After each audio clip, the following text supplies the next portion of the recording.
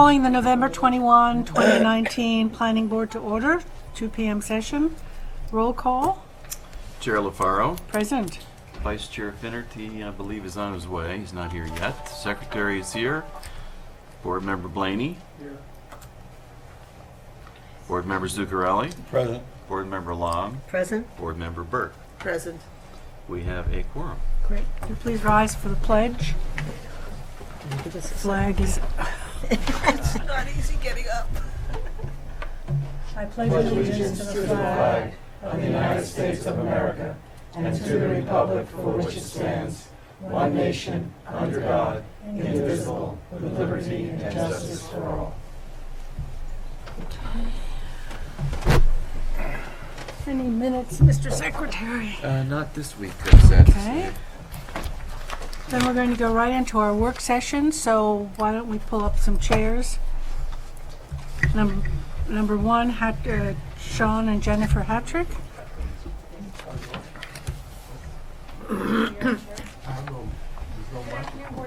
Sorry, that won't work. There's no mics. No, he's mine. You sure? You could have mine. I'm all right. No, I'm not going to say. Alright, let me just give you a handout first. I have the letter and I stuff. want to convert the PDF. I have aerials too. Dennis,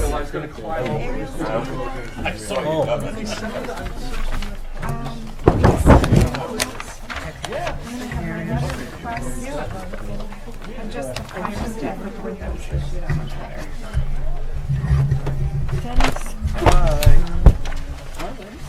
Hammett, is there a map for everyone? Yeah. Other door. Thank you. These are two maps. We got You them. got these? Yeah, we have the areas. Oh, Yeah. Wait a minute, is that a different? Yeah, it's a different That's what I area. thought. I've printed aerials too, and the first aerial is from Hampton. You got all my deeds. You got my deeds. Yeah, I sent you text. No. You're here. That's the trip. Oh, good. Oh, good. 10 to 15 to January 10. That's the trip. We're not going anywhere. Because in the past, you it's been February. I know.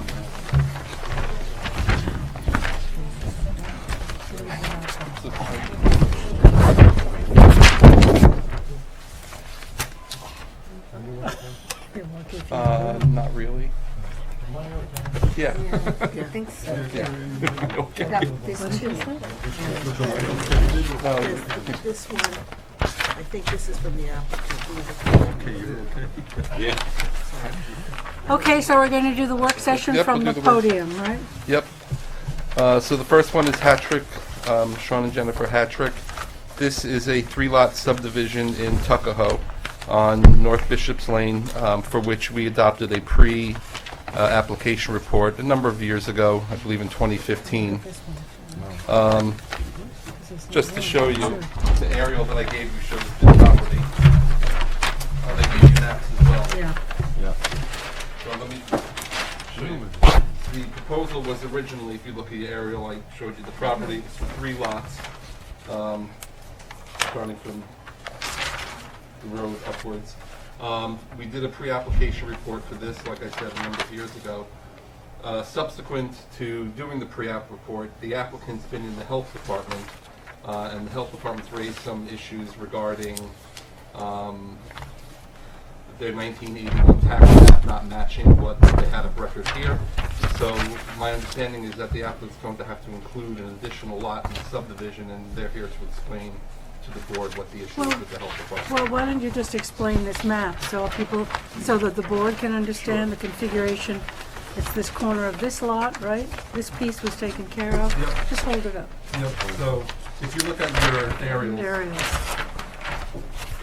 There was a question about the configuration in the corner here, which led the health department to go back to their 1981 tax map and indicate that they didn't Discrepancy? match the discrepancy, and they've asked the applicant to include another piece of property as part of the subdivision. Which to one? address. I believe That it's little corner or the whole the piece? whole piece.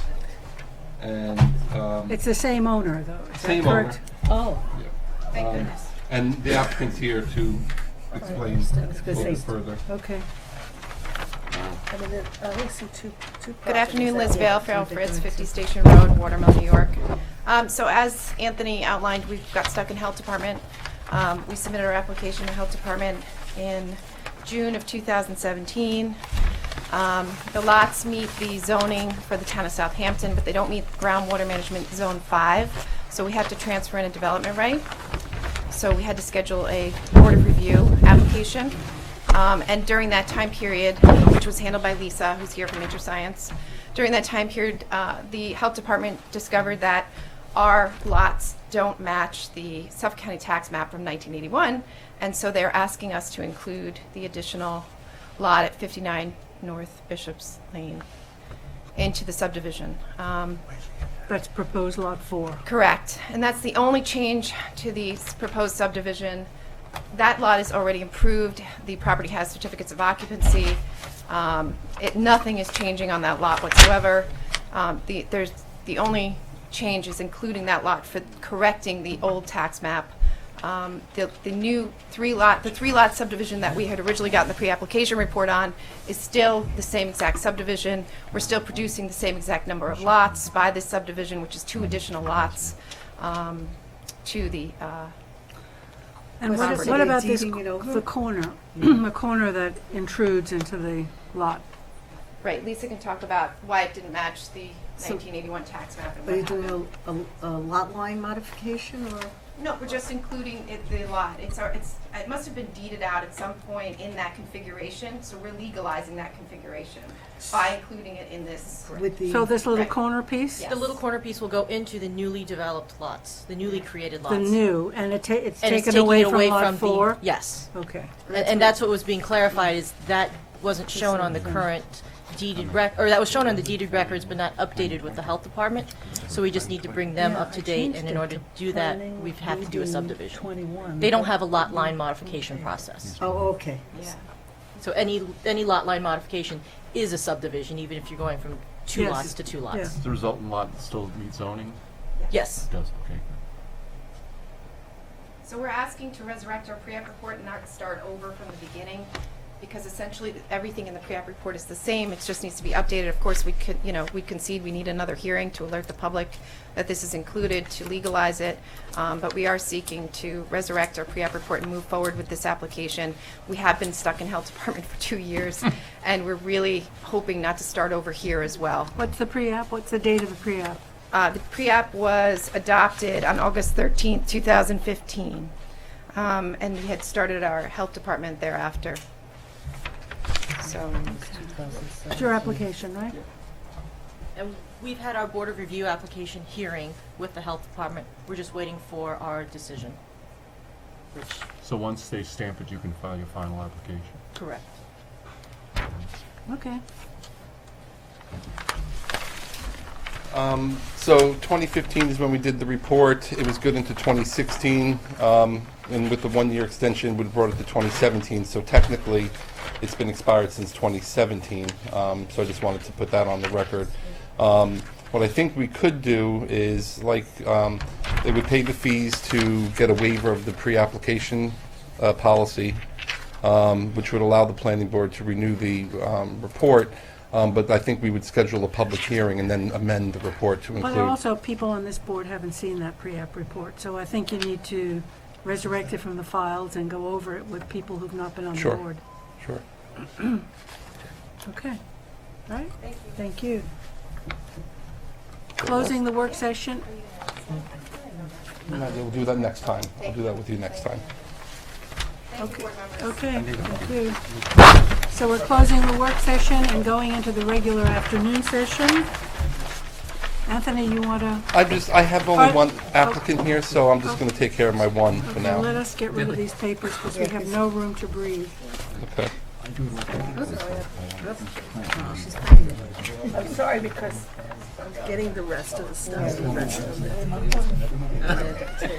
I don't want to get into it. I'm the awful box.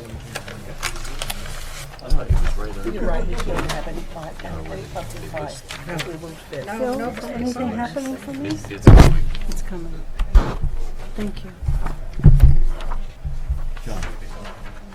Okay, so we're going to 32 do you want to go to 32? No, I only where have you one going? applicant here, so I'm just going to do that one and let my colleagues go who have Which a lot of one? applicants here. So number 8, Seatuck Cove Estates. It's an extension? All right. You guys. They're passing down the aerials. I think they're right there, Jackie. Oh. Sorry. Okay. This is a request for an extension. That's the subject property, which is located in Eastport on Bay Avenue. We did a pre-application report for a 4-lot subdivision on that property. The applicant is, Done. did, Thank you. Do I have a new password? No, we need those. I like what you did. It was Get September, you right? back to where you did that. 8? I use this for search. September 18th. But Okay. Phil uses something. How do you get the agenda up there? The little bookmark? The was big, there. the ribbon? The ribbon. Agenda. Great. So we did a 4-lot subdivision pre-application report on that property in September of 2018, of 2017 and 18, and they're actually just looking for their 1-year extension. They're not ready yet, so that would bring it to September 18th of 2020. It's for a 4-lot subdivision. It's their first extension. Are these all DC wetlands in here? Yep. Remember, we have a lot of people. Yeah, Yeah. right. So, motion. Motion by Phil, second by Me, Lori. Dennis, all in favor. Aye. Opposed, abstentions, 7 yes. Okay.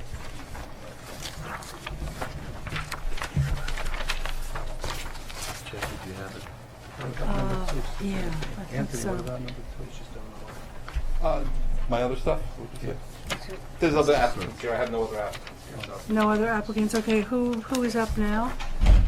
Claire?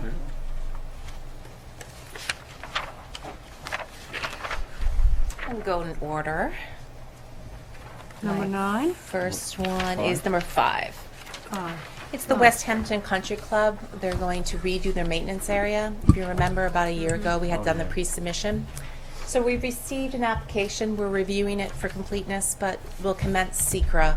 It's an unlisted action, but because it's adjacent to wetlands and the DEC has jurisdiction, I'd like to get their input before we do a SECRA review on this. So the only action is to coordinate SECRA with DEC and the health departments on the project.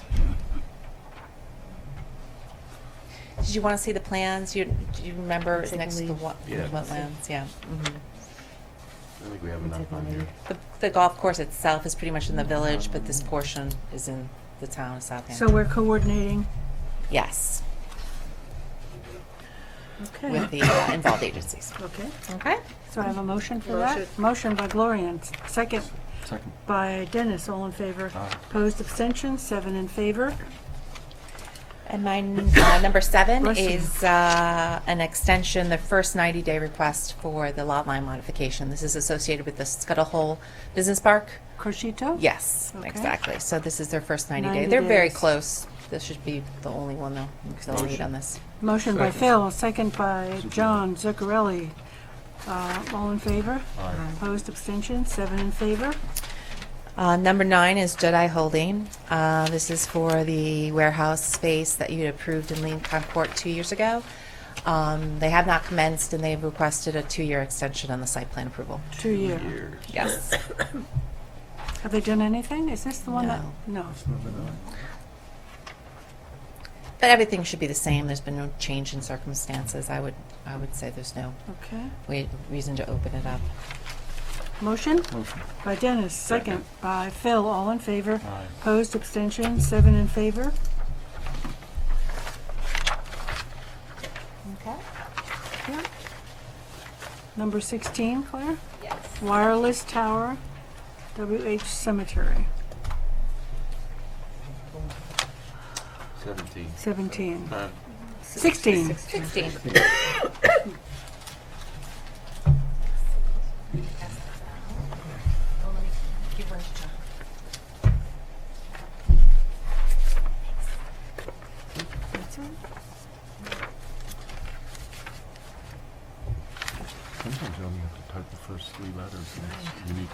something like West Hampton, probably gonna Yeah. cite at least West Hampton. I mean.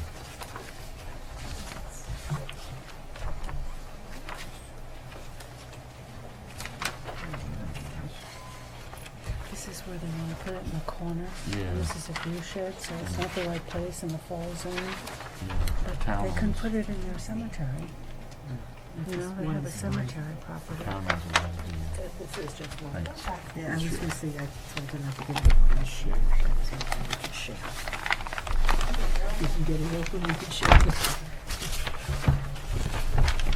Page you can look at. We had this on back in October, and the applicant kindly agreed to do an extension for the pre-submission on this application. So, this is a proposal. Yeah, right in the corner. Okay, we're good. Again, it's just, we can't, this, You can't It's open hard to open up We the can't plans. open it. We've got about an inch worth of space here. What did you say, Charles? Yeah, do you mind? We'll put one here, I guess. Turn sideways, I'll be out the door. I think that was maybe the point. Make sure the easel doesn't fall.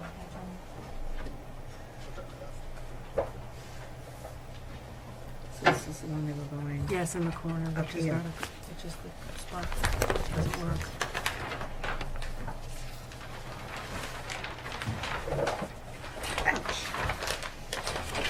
Yeah, it's okay. We just got to sit in a little chair. That's one way to do it. Can we all do that? We all just rip it.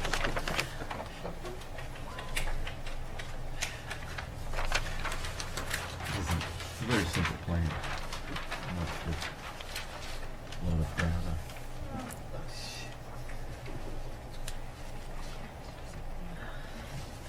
I'm sorry. So it's a 125-foot tower on the property that was sold to the West Hampton Cemetery to be used as part of the cemetery parcel. It was part of that Bailey Motel. The town purchased the larger parcel, which is to the east, and creates that open space parcel that's on Montauk Highway. So I'll just go through the report and questions. Okay.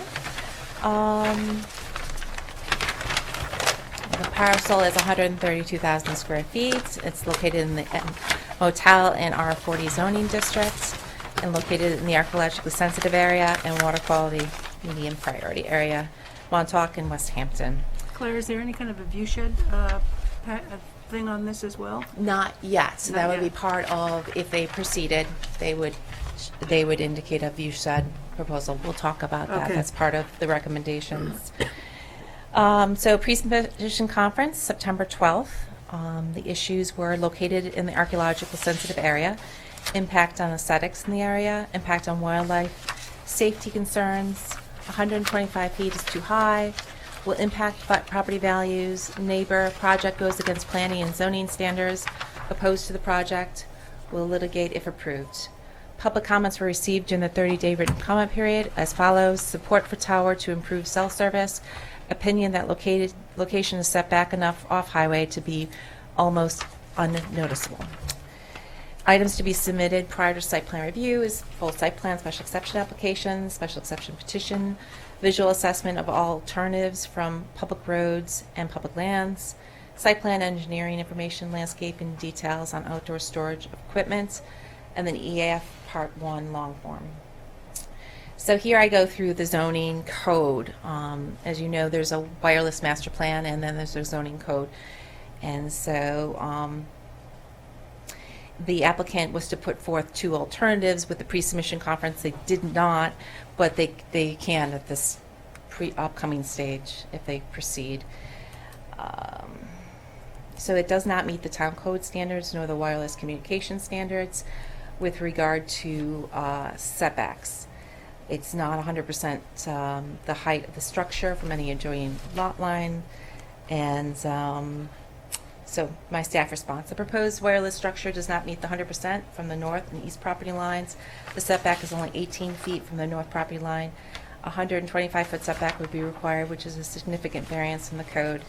The proposed equipment does not appear to meet the side yard setback of 50 feet. No dimensions are shown. And then I cite this part of the code, the staff response. The setbacks to the residential structure should be shown in any plans going forward. It is unknown if the setbacks to the existing residents are being met. And then I, 302B, say avoidance areas. New wireless communication facilities shall not be located in the following avoidance areas: agricultural and open space greenbelt areas unless the installation is fully camouflaged or stealth; designated conservation areas, including but not limited to lands purchased through the CPF funds; scenic corridors or view sheds unless the installation is fully camouflaged or stealth. The project is in the scenic corridor view shed avoidance area and is not fully camouflaged or stealth. The siting of the structure is immediately adjacent to an open space parcel purchased through the Community Preservation Fund. So the above should be considered through SECRA. It is an unlisted action, and the planning board required to make a secret determination prior to deeming the application complete. It is anticipated that due to the project's non-compliance with many zoning standards and the wireless communication plan, there's a possibility of significant impact on the environment. Here, actually, I want to say that it is also in the archaeological zoning area, so I guess you would want it phase 1A, B, and B in the area of disturbance, correct? Yes. Okay. So I'll put that as a note. And the projects in the current form will require a waiver from several sections of the wireless code, as noted. Standards for waiver may not be met, as there may be significant adverse impact on the surrounding properties, and the goals of the article appear not to be achieved. With the site plan special exception application, besides the proposal, the planning board will require 2 height alternatives. This is my suggestions, and you can have others, or we can modify these. One, I suggest the 80-foot tall concealment pole, and the other one would be the 50-foot, which would be approximately 15 feet above the existing tree canopy, which is pretty limited in that area. It's not an extensive treed area yet, obviously. So we can consider that. And then other alternatives for the applicant to consider is to relocate the structure to another property which meets the standards of the Town Code and the wireless master plan, or co-locate onto an existing structure tower, such as the existing 70-foot tower located at 47 Station Road, which is in the village of West Hampton Beach. So just to point that out. And then here, to Jackie's point, a full visual assessment and photo simulation, pictures from the proposed structures, including the 2 height alternatives located under number 3 above. And then all code requirements to be provided with the special exception applications. And I cite the sections up above. And then the public hearing required and the referrals. So anything, comments about alternatives? Did you want to, go ahead. Can you tell us that the setback that's only 18 feet went from the north property, where 125 feet, what's north of this property? Open space. Okay. Yeah.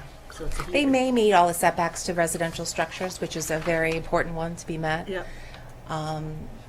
But it's the visual impact of the avoidance areas Right, is yeah. what I'm pointing out here. As you stated, it's a huge variance. Mm-hmm. Claire, is there another site that the cemetery can use that's a possibility for them if this doesn't work out? They do control another site, and maybe the applicant can speak to that. Okay. Yeah. I'd like to hear that, because that's an alternative, Mm-hmm. another site. We can make mention in the report for that. The closest residences are across Seabreeze, is that what I, That's what I understand too. because it's kind of, can't really see it on there. Yeah. And under public comments, someone said if this was approved, they would sue. Was that an individual or a group, or do we know? I think it was an individual, from what I understand, from the notes from the meeting. Yep. Okay. Any questions? We'll have the applicant come up. Yeah. Okay.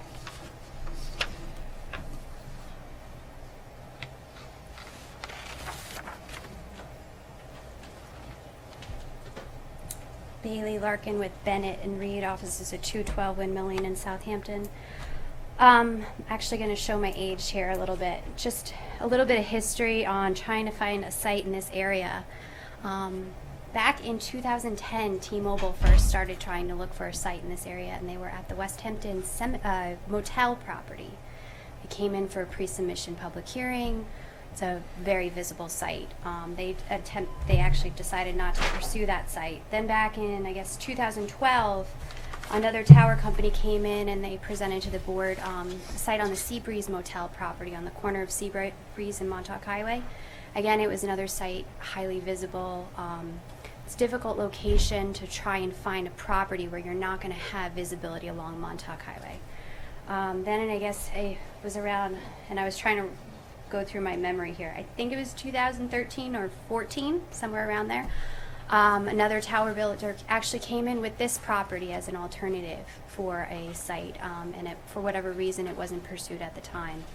So back in 2018, my client had been approached by Buoy One Restaurant right on Montauk Highway south of this property to propose a site on that property, and I actually had spoken with staff about it, and it's a very visible site. It's cleared, it's open.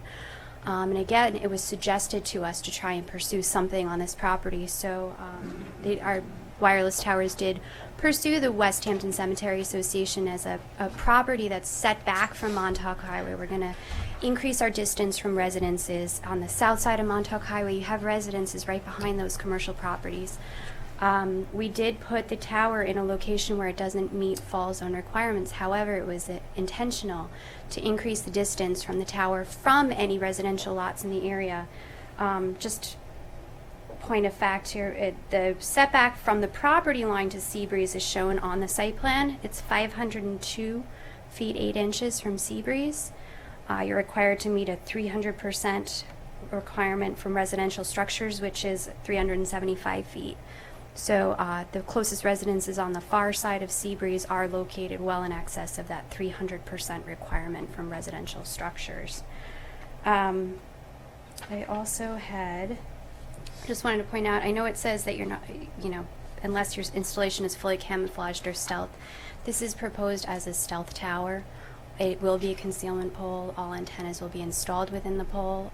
Right now it's proposed as a site for both T-Mobile and Verizon.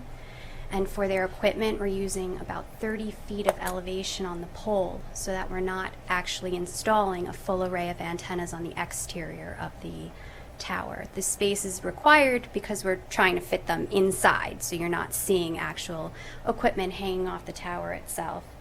I know it was recommended that an 80-foot tall concealment pole or a 50-foot tall concealment pole would be as an alternative.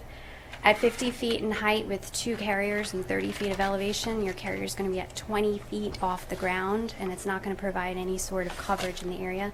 Same with an 80-foot installation in this area. You're going to be at the lowest antennas at 50 feet in elevation. I would ask that if it's an alternative that the board wants us to consider, that it not be done through a visual analysis, because it can be proven from an engineering point of view that it's not a viable alternative. And so if you'd like us to consider a lower height like that, we can provide engineering studies that show that that's not an alternative for the height that we're asking for in this instance. Obviously, we'll provide a site alternative analysis, and we'll also be able to address the 47 Station Road site, which I think is fairly close to St. Mark's Church in West Hampton Beach, if I recollect correctly, which has installations for Verizon and T-Mobile already installed within its steeple.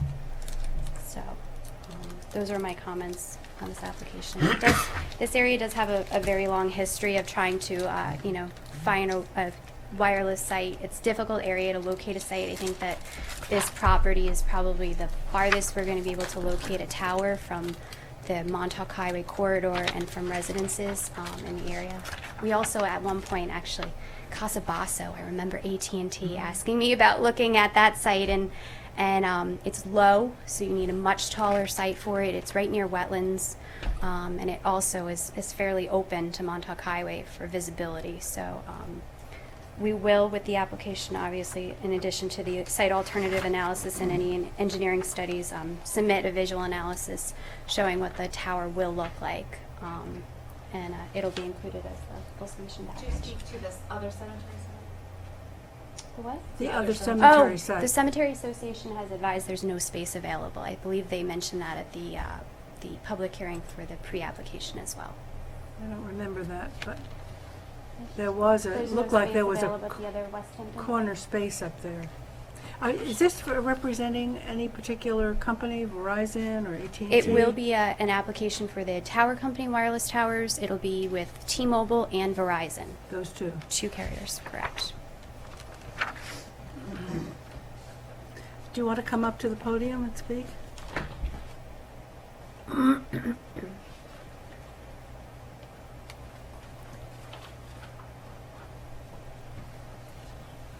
I'm Tom Rogers. I'm on the board for the cemetery. And a question came up about whether we have room in our existing cemetery. There isn't.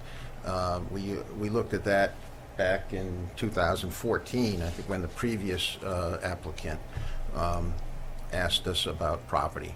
And we don't have enough room. In fact, our cemetery is full, just about full. We only have about 50 plots left for sale. And that's why we were able to purchase this 3-acre piece for future use. And the location that is on the map for this is in the far northeast corner, which would not impact the cemetery for future use.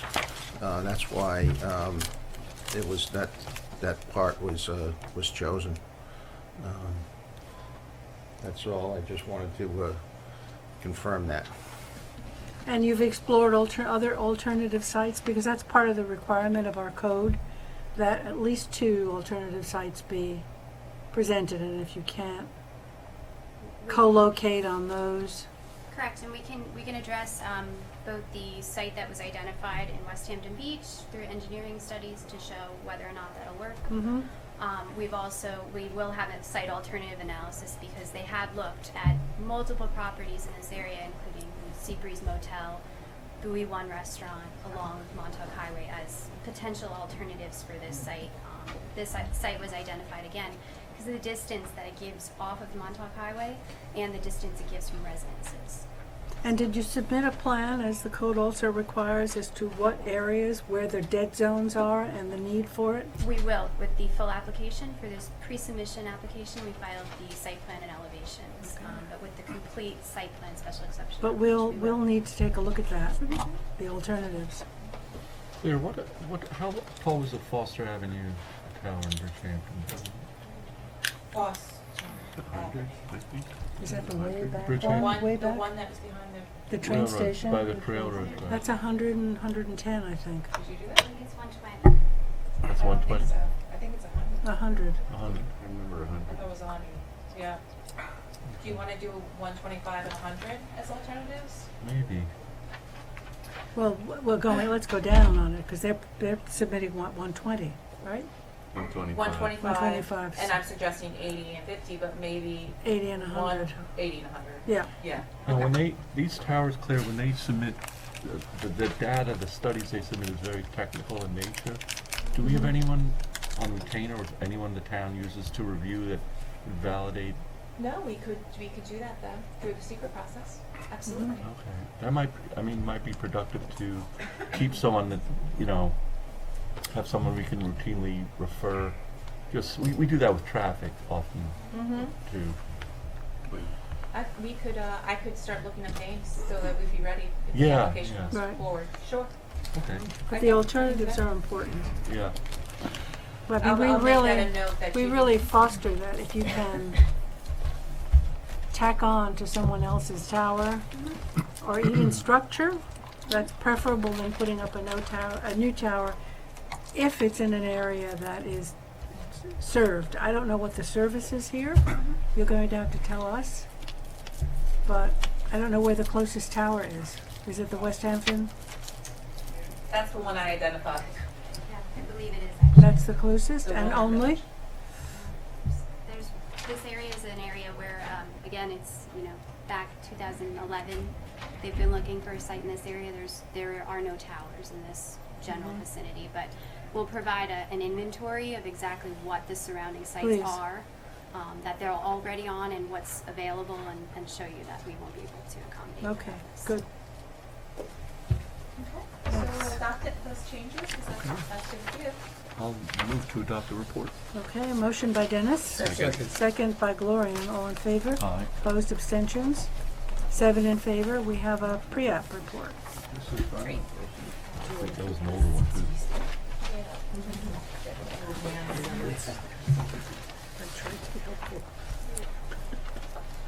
Casper Development, Claire, Yes. number 17. So, I'm not quite sure if anybody, if you have a memory of this. This is the property, it's on the corner of Windermere Court and North Phillips Avenue, in the industrial Windermere Court subdivision. Nice. Let's see. That's Windermere.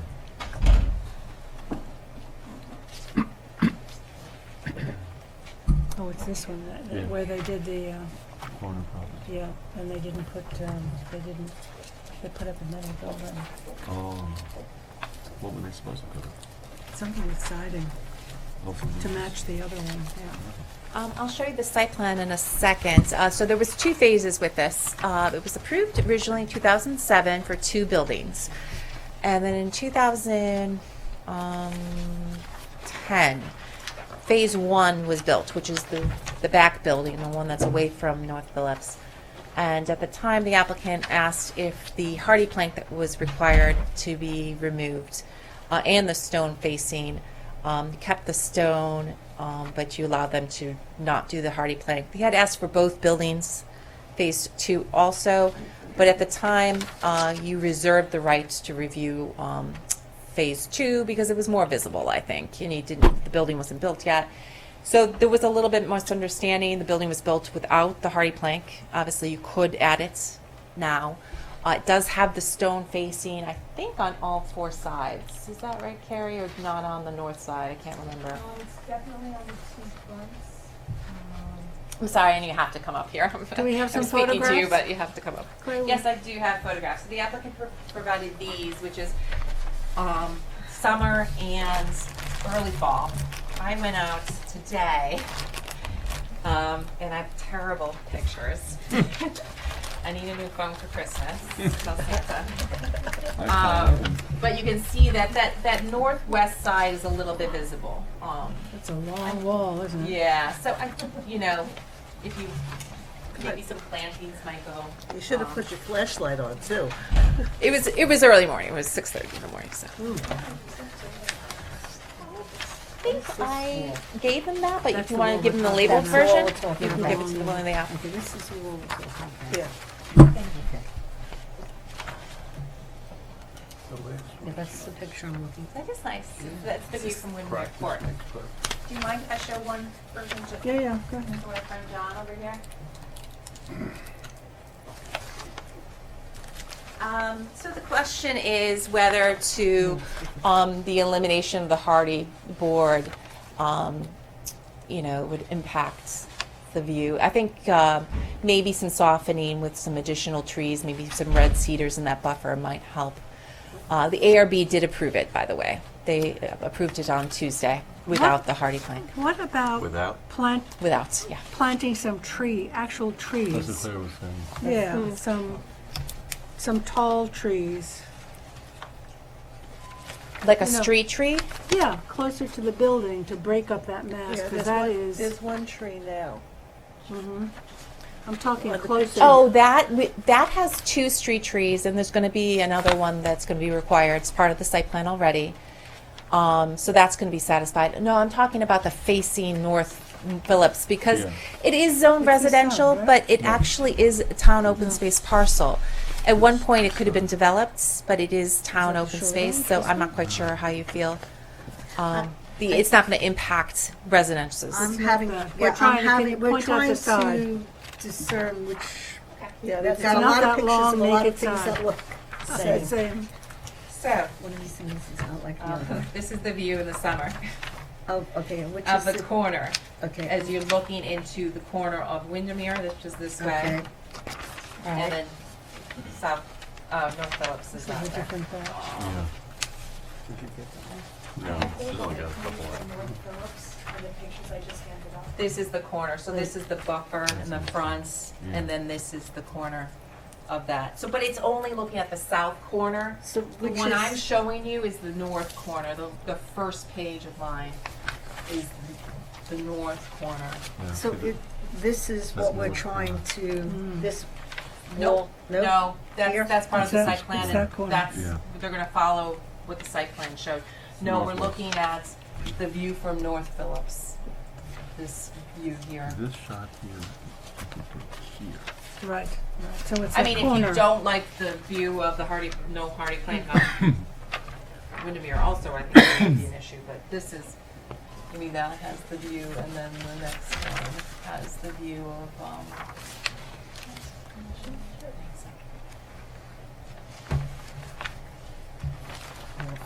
so that's the view from the northwest corner, which is a house. They actually have a residence in that section, and then you can see it right there, just have no trees there. So maybe some augmentation of the trees Yeah. in I think those that- two areas. And maybe some evergreen trees. That's what I was thinking, You know, red cedars, Cryptomeria, couple red cedars. 5 to 6 feet tall. yeah, And and then- clumps of them, you Yeah. know? I think that would do it. so this picture is this side here? It's here, Your second yeah, picture. I'm just trying Yeah, to, yeah. it's It's here. this corner. Oh, it's this this corner. corner, Yeah. that corner. Meant to give you a sight Okay. line too. Yeah, because Do you it's see where it on this the is. aerial? Can you see it on the aerial? Yep. Yes. Yeah, now we're good. So what do you it's- think? it's So some actually- additional trees in that one, the I would say northwest some real corner? landscaping, like a clump of Cedar. 304 cedars, Mhm. substantial, another clump. I think Mhm. that would visually, you know, and not far away, but sort of in the middle of that lawn area. I think so. It augments it too. Right. So that's great. I We agree. did that actually to a barn on 27, where Pumpkinville is. You Mm-hmm. know, there's that barn across the street, and they put in 3 clumps of evergreens, and it did a good job. Should we specify a number now, or Yes, okay? let's do it. So like 10 or 12? The face of the building is 100 Do you want to feet. come up here and just identify yourself? So the face of the building on that, along North Phillips, is about 104 feet.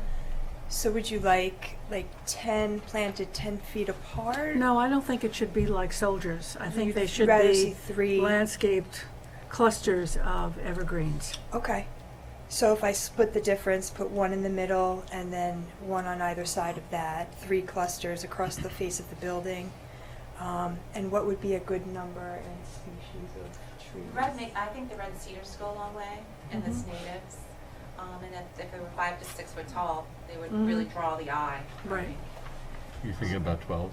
Yeah, about 12, Mhm. and 4, 8, Four, really four, that, four. that south side is pretty good, so you're really focusing on that the north side of that buffer.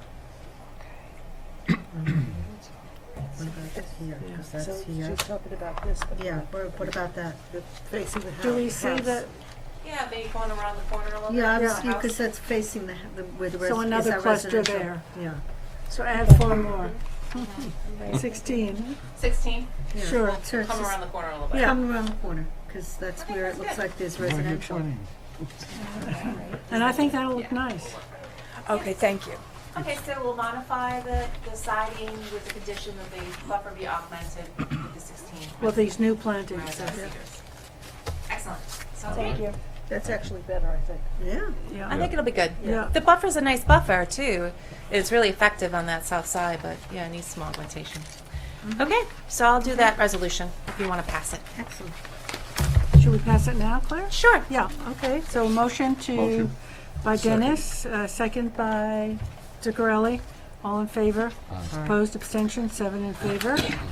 Okay, and then my last one is number 20, which is Watermill Village Townhouses. We had talked about this last week about hiring a professional to review the Phase 1 and Yes. 2 environmental audits for the arsenic, and I received a proposal for a maximum of $1,500 cost to review it.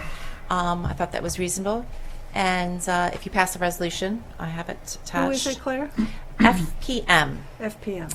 Yes. Okay. And if you pass it, I can tell them today to commence so we can get that started. Okay. So- And it is $1,000 basically to review it, and $500 if they want them to come in. So if they don't discover anything, I just want to confirm that now. You know, if the report comes back that everything's in protocol. Right, whatever they need to do to make yeah. sure, they'll be Right. our eyes. Right, exactly. So just so you know. Okay. So do we have a motion on that? Motion. By Dennis, second by Ciccarelli. All in favor? Opposed, abstention, 7 in favor to hire FPM. Thank you so much. I'm letting John have the glory today. I want it on the regular participating. Rodney, just call him Rodney. Ah, Gets no respect. no respect. Matthew? I got a what?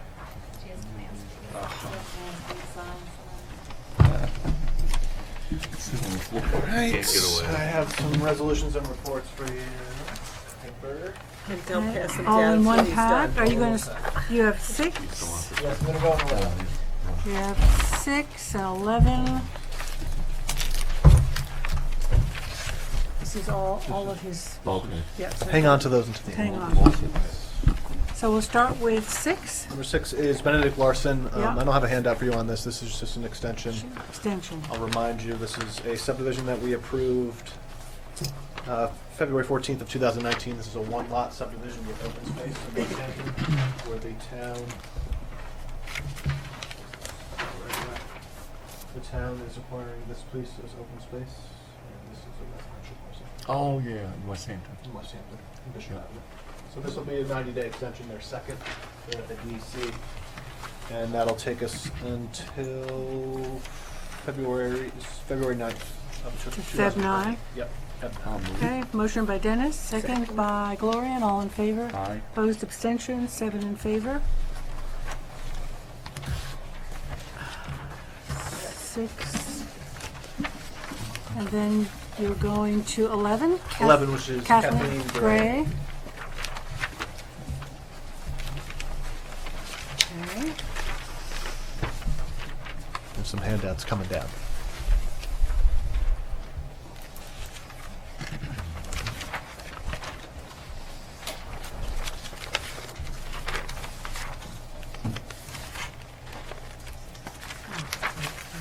Oh, God, there are a lot of them. These all happen, right? Yeah. More than we need. Yeah, there should be one. I'll get one to John too. There's an extra one there.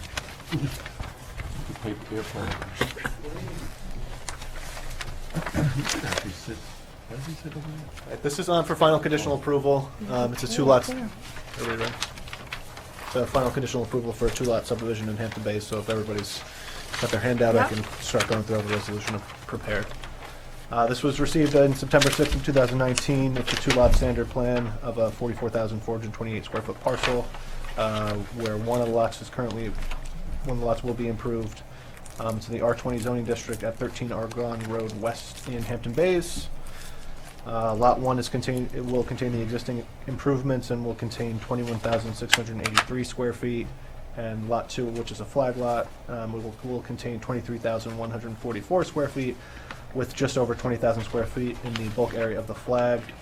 This was deemed complete on September 26th of 2019, and the final hearing was waived with a 30-day written comment period. No comments were received. 6 findings to go through. This is a type 2 action, so no further environmental review was required. Number 2, a pre-application hearing was held on July 26th of 2018, which was followed by a 10-day written comment period. Public comments were received at the pre-application hearing in opposition of further density created by the subdivision. No comments were received during the 10-day written comment period for the pre-application, and no comments were received during the, as I stated, 30-day written comment period for the final. Pre-application report was adopted on September 12th, 2018. Plan is in conformance with that report. The Health Department issued their approval on August 2nd, 2019 for individual septic systems and public water. Are these the improved septics? Are they in that zone? They are not. They're not. Nope.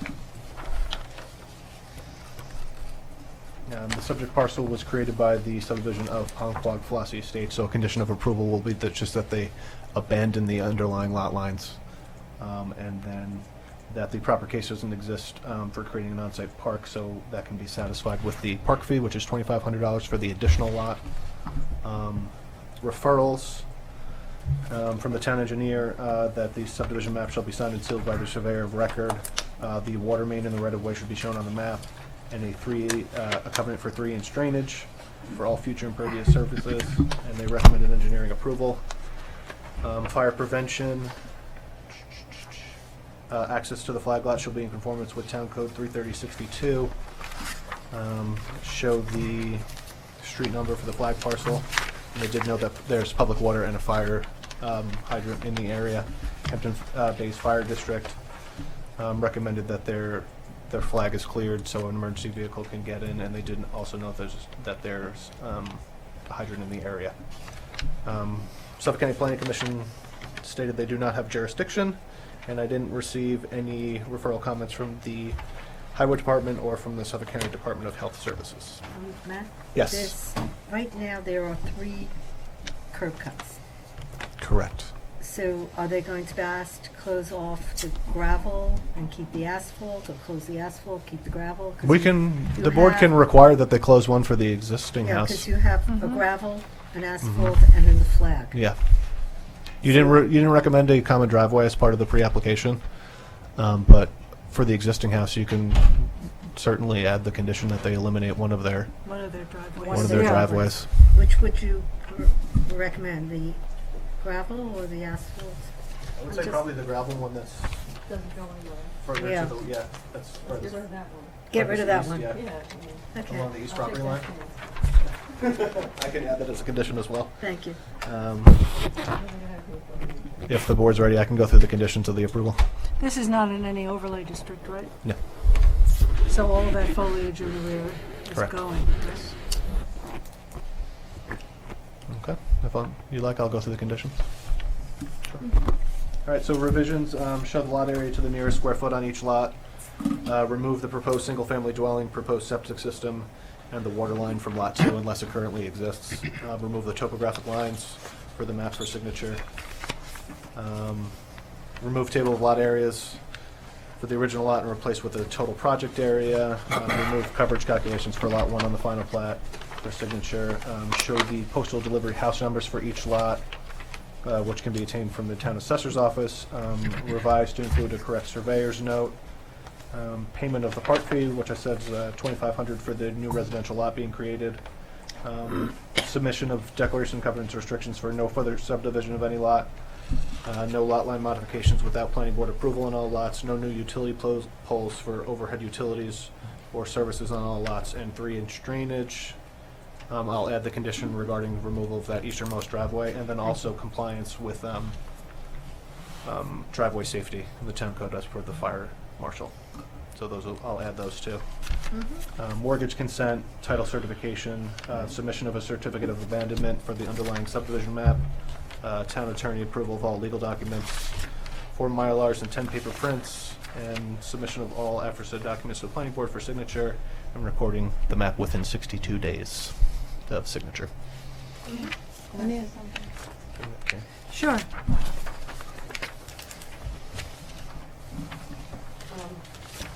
Karen Pate Murphy for the attorney for the applicant, Kathleen Gray.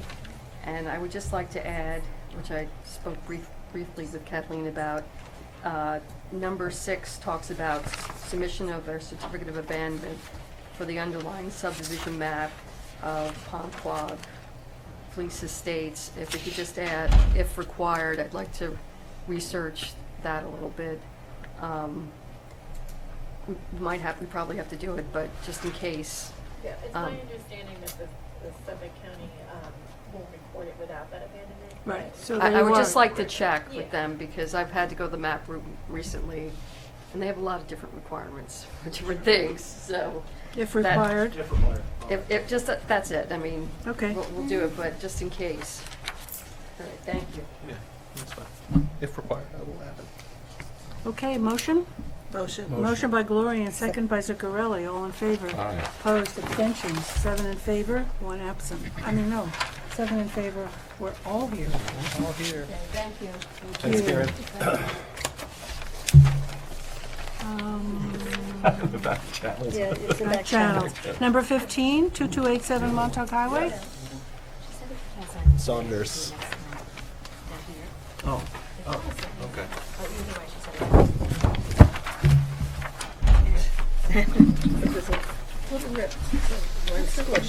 2287, this is Saunders. Saunders and Bridgehampton.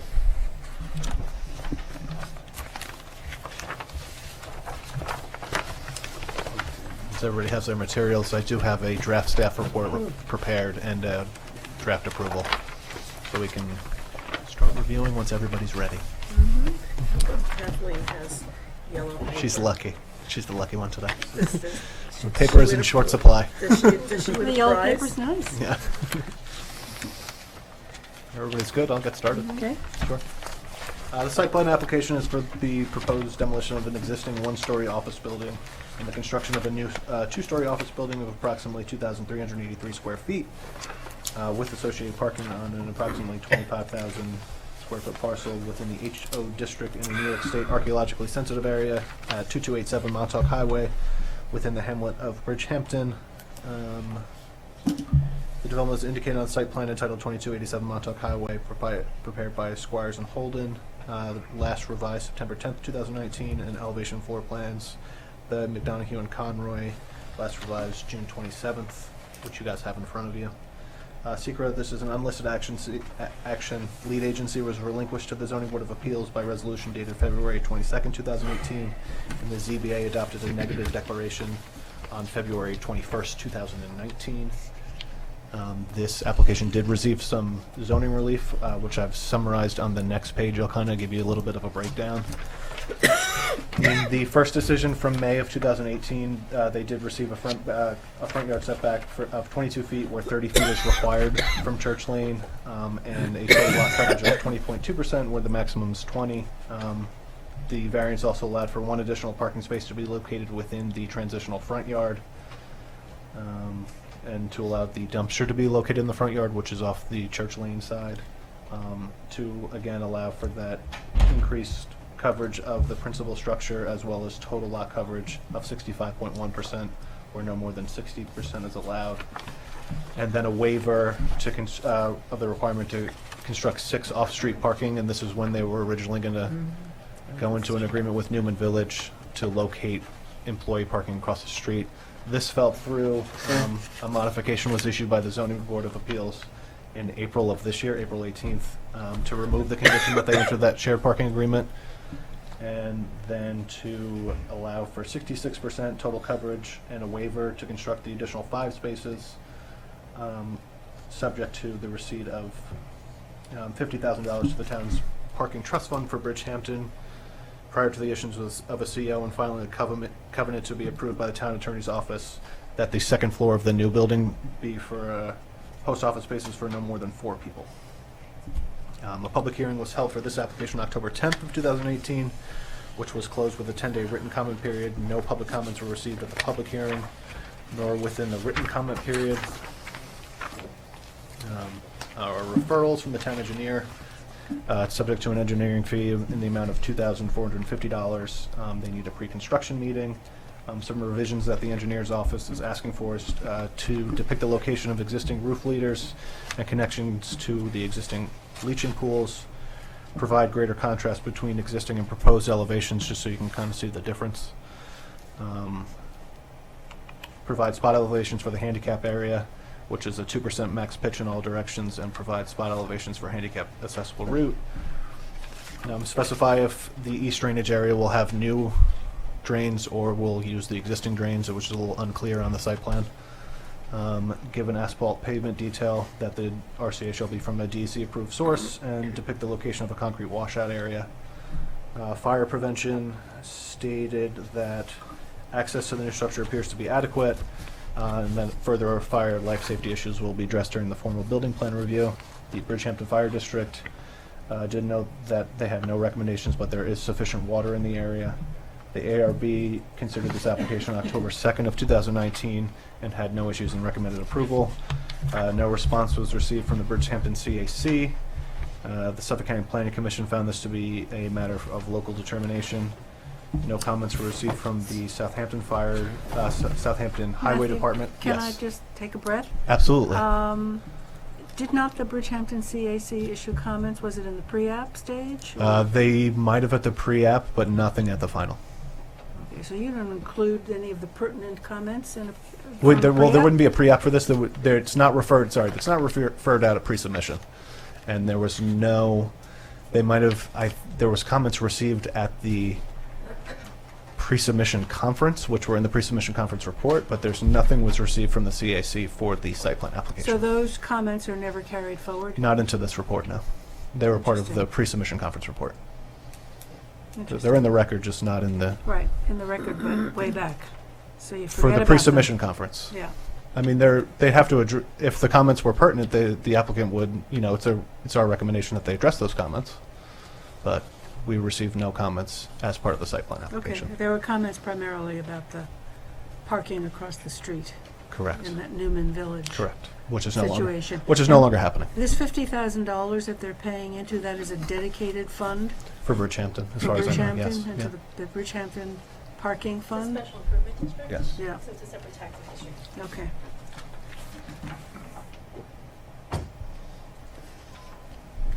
From the health department, they did note that they did receive an application, which at this time is incomplete, pending some documents for restrictive covenants, review board determination, letter of explanation for TDR transfer, Pine Barren credits. They are a little short on their septic flow, so I believe the applicant is before the health department board of review. And then the site plan elements, as noted, in terms of setback, relief was given for 22 front yard setback, where a minimum of 30 is required from Church Lane, as well as to allow the parking space to be within the front yard and the dumpster. Other than that, all minimum dimensional setbacks are met. Parking is generated as 1 per 180 for an office, which would require 33 spaces. 21 spaces are being provided on site, with 8 purchased off site in 2007, and then the 5 that were waived by the ZBA in April of this year. So they're under how many spaces now? They're providing 21. The total requirement is 33. So But they they're under- purchased they purchased 8 in 2007, and then 5 were waived under the condition that they contribute the 50,000. And where are they? Where are the ones that they purchased? The They just paid into a park fee again? They paid the into a parking fund in lot fee? 2007, yeah, to be located off-site. Do you remember what I what that imagine. was? What the fee was? It's listed in the code. I believe at that time it was $2,000, yeah. 2,000 a Which it spot. remains, yeah, per spot, yeah. Okay. But in 1992. It's 1992, right. Matt, can you Old. go back to the septic issue? Yes. You kind of went through it really quickly. Okay, so they're missing. They're currently at the health department. From what is shown on their site plan, they're short in whatever their daily flow allowance is for the septic. The applicant probably specify further after I go through the rest of the report exactly what's going on, but they're before the board of review. For And it's totally health department. Health department. We don't have any. correct, it's their any jurisdiction. We would have no input. No. What about requiring some sort of an alternative septic? As part, I mean, That's not something in this parcel we could do? oh, sorry. I imagine if the board wants to, they could condition it as part of a site plan condition. I'm not entirely sure if you could or not. No? We'd have to make findings as to Yeah. why, Okay. yeah. It could, yeah, they're not in a high priority zone, yeah, so we'd, yeah, Yeah. no, yeah, so there'd have to be substantial findings as to why we're recommending Yeah, that. I guess I'm just concerned that every time we add more density, No, I hear your concern. you know, Yeah. that's, I'll go on with the parking. sorry. That's okay. And the other issue I see is curbing along the southeastern port egress point, because it's going to be one-way exiting onto Church Lane. If you see where the southeastern curb is, as they're proposing, it's very close to that existing street tree, which is pretty big. So I'm just recommending that they move it to the drip line, which is where the ends of the branches, so we can kind of save the root system of the tree. Do we have a drawing of where this dumpster is going in the Yes. front yard? Site plan. Well, it's hard to see. I can show you a bigger one. So Yeah. it's right there. There's 2 front yards. Oh, it has, so it's really the rear of the building, but this is considered a second front yard. They have a front yard on Church Lane and a front yard on Montauk Highway. So the dumpster's gonna be on Church Lane? Church. On the Church right. Lane side, yes. It'll be enclosed. Enclosed Yeah. with a fence and has proposed screening. And has the state DOT weighed in at all? No.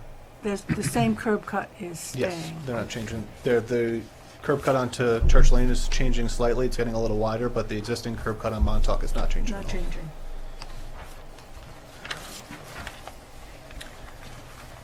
Landscaping, the site plan does indicate additional arborvitae hedge in the southeast corner property in the vicinity of the dumpster.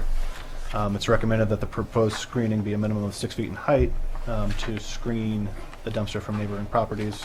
No plantings are shown in the landscape island adjacent to spot 20. If you can see that last landscape island, we're just recommending that they do additional screening. There currently exists what looks like an arborvitae hedge there, so if Yes. it's possible to save that, recommending that it's saved. If not, install new arborvitae hedge to screen the parking from the road. Lighting, no lighting details are shown. A conditional approval will be the inclusion of cut sheets and details, including a design, lumens, temperature, and times of use for all proposed lighting on site. And a condition of site plan approval will be that all outdoor lighting shall project downward. Light sources shall not be visible from adjacent properties or roadways and be dark skies compliant. No dusk to dawn light fixtures. Architecture, the building's to be finished with cedar shake and match the existing building. The architectural review has indicated approval. No outdoor storage is proposed. I went through the engineer's comments. They're showing 2 handicap parking spaces. We'll just recommend they comply with the town engineer's recommendations regarding spot elevations for the handicap parking and the route to the building. Signage, there's an existing freestanding sign. No additional signage is proposed. And in terms of the dumpster, it's shown with an enclosure. And like I said before, a variance was granted to allow it to be in the front yard. I also have an approval drafted if you'd like to go through the conditions. I don't know if Liz has any questions. Or the board. That's fine. Yeah. Conditions? Conditions. Condition? Sure.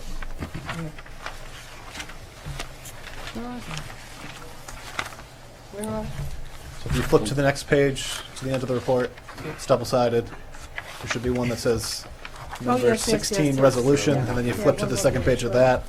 Flip side of that is the Right. condition. Page 2 of the conditions, Got it. or where the conditions are. Got it. Okay.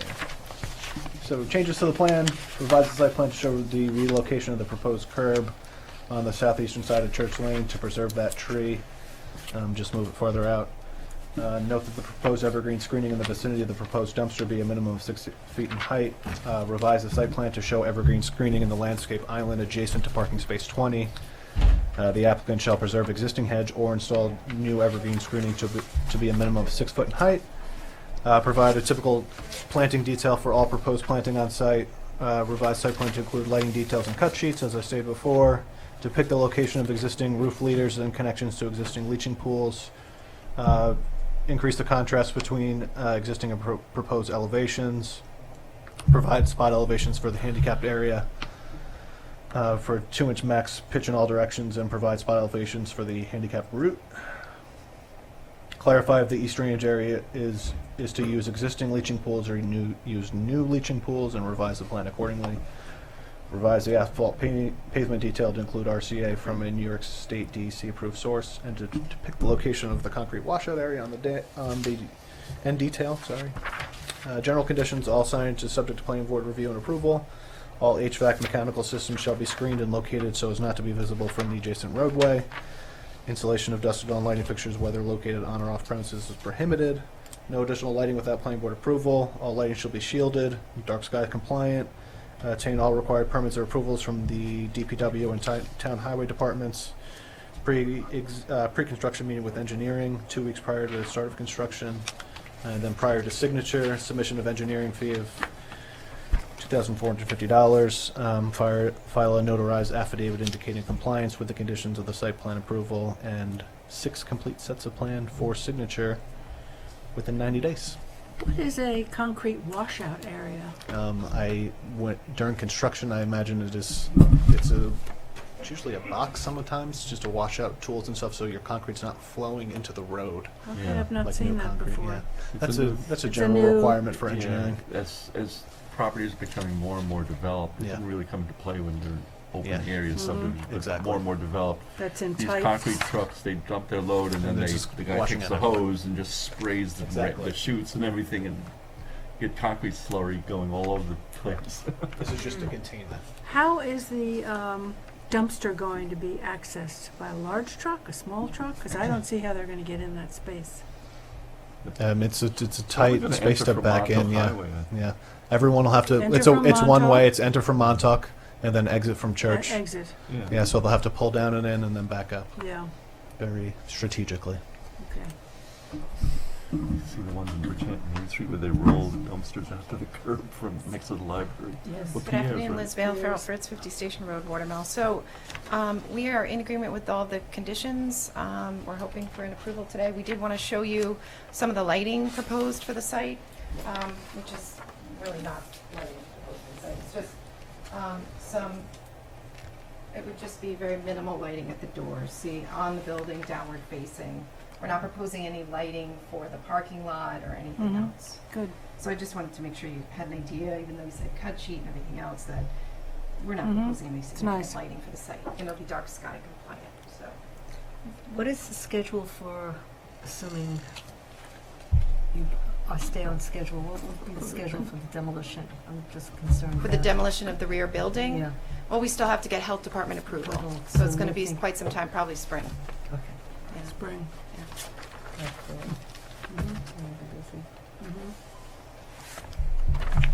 Okay. Thank you.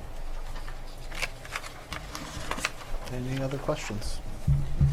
I don't think so. Okay.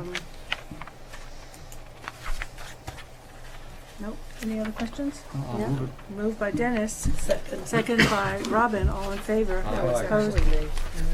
Was it? I'm sorry. Okay. My mouth moved. It was my froggy voice. And all in favor, aye, 7 in favor. Well, you're gonna live me with you, can't go that way. Okay. And I have one more, number 23, which is a re-veg. Brick Hill Road. 319 Brick Hill. You have some maps coming around. Yep.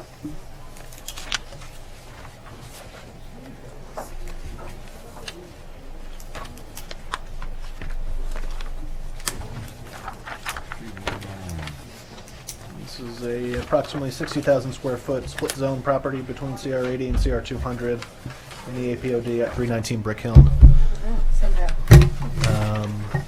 They're subject to 35% clearing as it stands now, 13% over or just under 8,000 square feet. You have there a survey, and then the second page is a revegetation plan that shows a nice re-veg in the back, because while there is very good tree cover in the back, they're missing all their understory. So this is a Is there very elevation on this property? Is this it's actually one of pretty it? flat. You come up the hill in the road, but the property itself is pretty flat. But this would just be typical residential revegetation, subject to inspection for compliance prior to CO or CC. Good, yeah. You're satisfied, right? I'm satisfied. I was out That's there all at that the beginning of the counts. month. Looks You're good. now the plant re-veg I'm man. the plant man. Yeah, Jackie Oldfeld maps, everyone finds that It's a little little niche. Specialty. Yeah. niche. Okay. Any other questions? If not, I'll entertain a motion. Motion by Dennis, second by Robin. All in favor? Aye. Opposed, abstentions, 6 in favor, 1 absent. That's all I got. Thank you. You're for the done? presentation. Thank you. Done and done. Who's Have a that? good holiday. Cigarelli. Thanks, Matt. Happy Same Thanksgiving. to you. Be Don't eat safe. too much turkey. Safety is everything. Where's Jack? Okay. Because you might Oh, not- Janice is coming? I'll see if I can grab it. because you Okay. might not fit in this room. Planning 1010. Oh, I like that, yeah. Now let's hope on my own computer that it'll work. Thank you. Yeah. Yeah, Yeah. but sometimes when we get, it doesn't work other places. I don't know why. I had no trouble getting in today at home. And yet I had that very strange error messages, so. Just hand me those and we'll see what we have. Surprise, surprise. Oh, we lost, did we lost Janice Cigarelli, is right? coming. He's gone? I am now Yeah. Rodney. Rodney. We'll give you, show you no respect as well. Oh, so what's new? Is Anthony, can Anthony do any of this application? Yes, yes, you, we have your number 2. 32 South Phillips Avenue for completeness.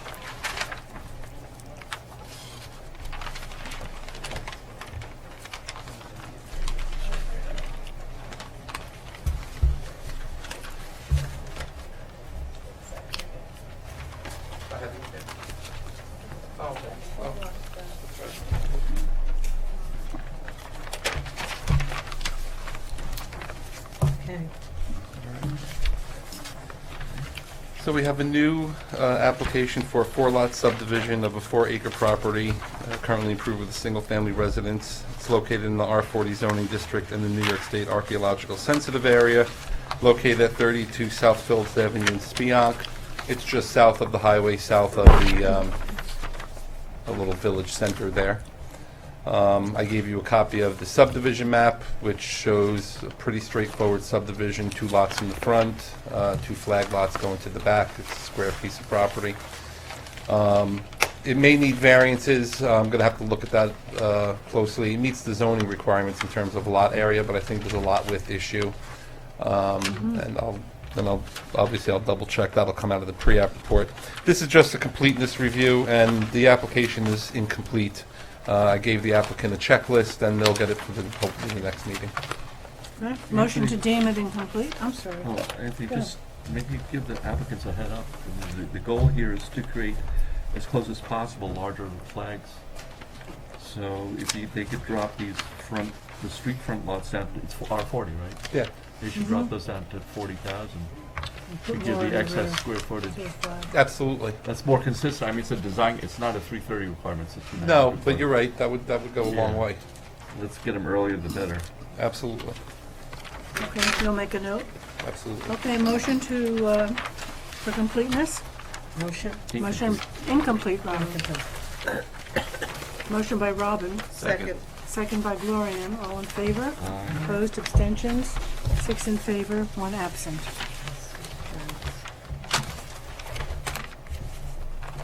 You want to do 4, Southampton Volunteer Yeah, Ambulance, number 4?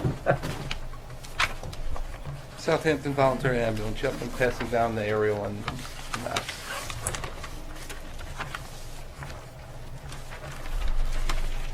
Little fresh pond looks very big. It's actually on the agenda twice. It's on number 4, and really what we're going to be doing first is number 24, because we got to do seeker before we do it completeness. Board's familiar with the project, right? The new ambulance property on North Sea Road. And so we have 2 actions we're doing today. The first one is going to be secret, and then to deem the application complete, schedule the hearing. I had put a part 2 in the on the iPad. It's really quite not much to it. There were no significant environmental impacts as a result of the project, but I did put the attachment on the iPads. I mean, in the system.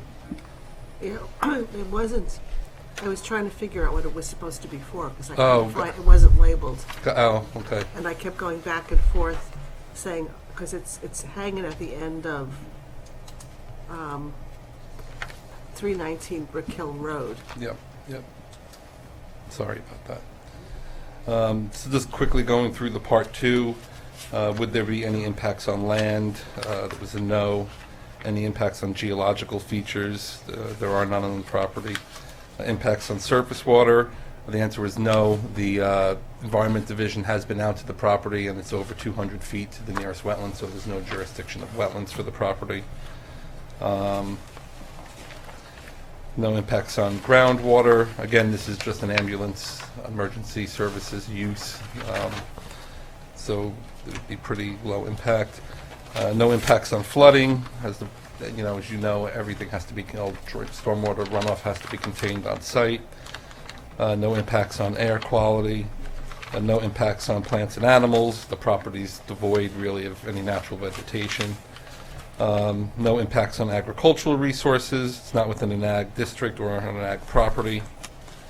No impacts on aesthetic resources or historic or archaeological resources. No impacts on open space and recreation. No impacts on critical environmental areas. The property is not located within the critical environmental area. Impacts on transportation. I said there would be a small to moderate impact. Obviously, that's a crazy intersection there. We're hoping that we could get a blinking light from the state or the county because it is close to the intersection, as you know. So it's an impact. It is an impact, and I did say it in there. I just said it'd be small to moderate, not significant. It's obviously everything depends on how many times the emergency service vehicles are coming in and out of the site. Impacts on energy, it was none. Impacts on noise, odor, and light. Again, that was another one. I said that there would be a small, to moderate impact, given It's an ambulance. it's an ambulance service. Yeah. So, But it's a needed service. absolutely, no question about it. And no impacts on human health. Well, there'd be hopefully positive impacts on human health. Yes. Consistency with the community plans. I said the project is consistent, and it is consistent with the community character. So with that, I said that there would be no significant environmental impacts, so your first action would be to issue a negative declaration for the project. And wasn't there some issue here on the side because it's so close to the property, that wedge-shaped property that is a liquor store? There's a liquor store on that property. Right on the line. Yeah, the building is right on the line. I mean, this building respects the setback, but the one on the existing on the property does not. But I don't think there's an issue with circulation around the building or the site. I just think the building sits very close to the property line. It's on the line. It's on the line. That's yeah. what we discussed at that Yeah, meeting. it is. And there's no possibility for any buffering because there's no space. Yeah, no, I mean And that building's for sale. Oh. That business is for sale. Is it? Gotcha. Yeah. The liquor store? Yeah.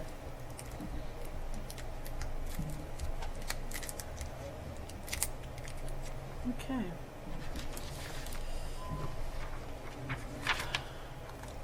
Any other questions? I'll move to adopt negative declaration. Dennis moves the negative declaration. Second by Phil. All in favor. Opposed, abstention, 6 in favor, 1 absent. And now we can move to Deem the application complete and Complete. schedule the hearing. Patty, what are we scheduling number into? 4. I know that date. January 9th, 2020. 2020. 2020. Yep. Okay. So is there a motion? for Motion. that? Motion by Gloria, second by Robin. All in favor? Aye. Opposed, abstention, 6 in favor, 1 absent. So it's a public hearing on January 9th. Hi, Janice, you want to? Janice is here Janice is in the house. in the house. What the heck? Look at this. It's like collection Look at- basket. Look at service. Wow. I'm gonna grab this before she takes it away from me. So Janice, you are This is number, breakfast. to be on common. Oh, it's beyond comments, yeah. okay, so number 3. Number 3 is stated, no, No, no, Janice is doing a beyond comments. where is that? It's 18. Number 18, 18. yep, Spiat Commons. Yeah.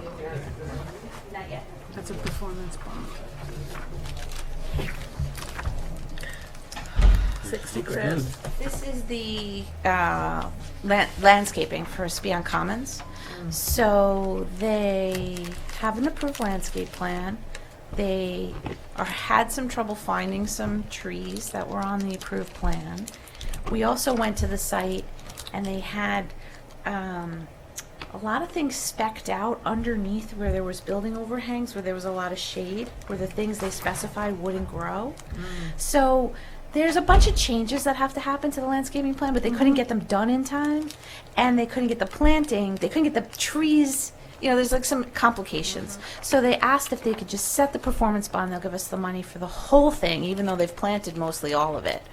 They'll still give you the performance bond and a bond agreement for the total of $59,877.95. And then once it's in, you know, Convert in it to a spring, we can convert Right. it to a maintenance bond. So that's what How this do you is. hold this, Janice? How is this held? It's a certified check. Certified check?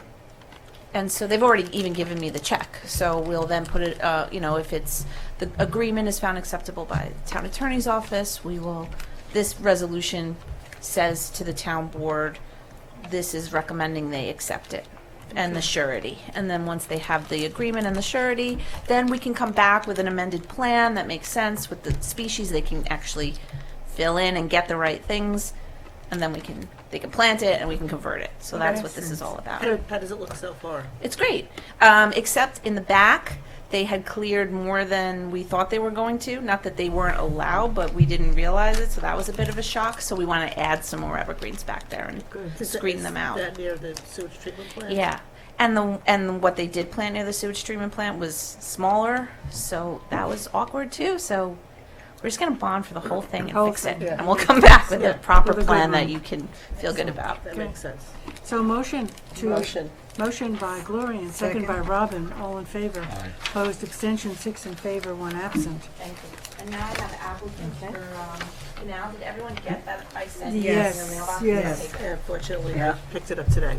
Oh, I'm sorry. I thought that was gonna tell you last week. But by the time I knew about it, we had already put it. I'm sorry? I'm sorry. It was, Well, we're gonna go the office was closed by the time I saw it, so. I'm just going to hand out the memos that we received from. Yeah, that I can tell you. The memo from, I printed mine out. Yeah, that I was, have From Marty? from Marty. Yeah. Did you get one? Yeah, that we got, that was on the. this morning, yeah. Yeah, Oh, good. she just handed me like one day, my package, so. Oh, that's a package? Oh. Yes, I can't give you. Is there another? I'll stop with my hand being out. Package in the box, I'll share my package. All right. That's all right.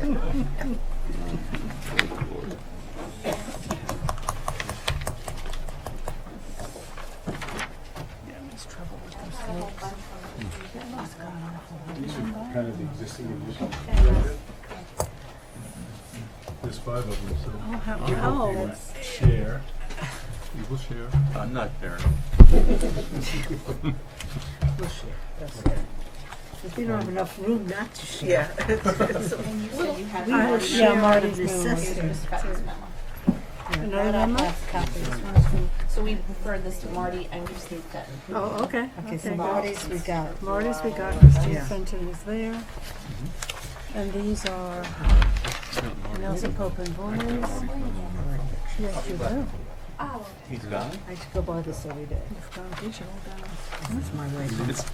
You're a millennial. You're an older millennial. Okay, boomer. That's all I'm gonna know. You get. Janice, can you just Hey, tell us Boomer, what is that's all being they built say. right now? 2 buildings that are going up, the buildings that are, Sure. yeah, thanks. I keep going by them every day, you know. Okay, so number 19 is Canal Properties.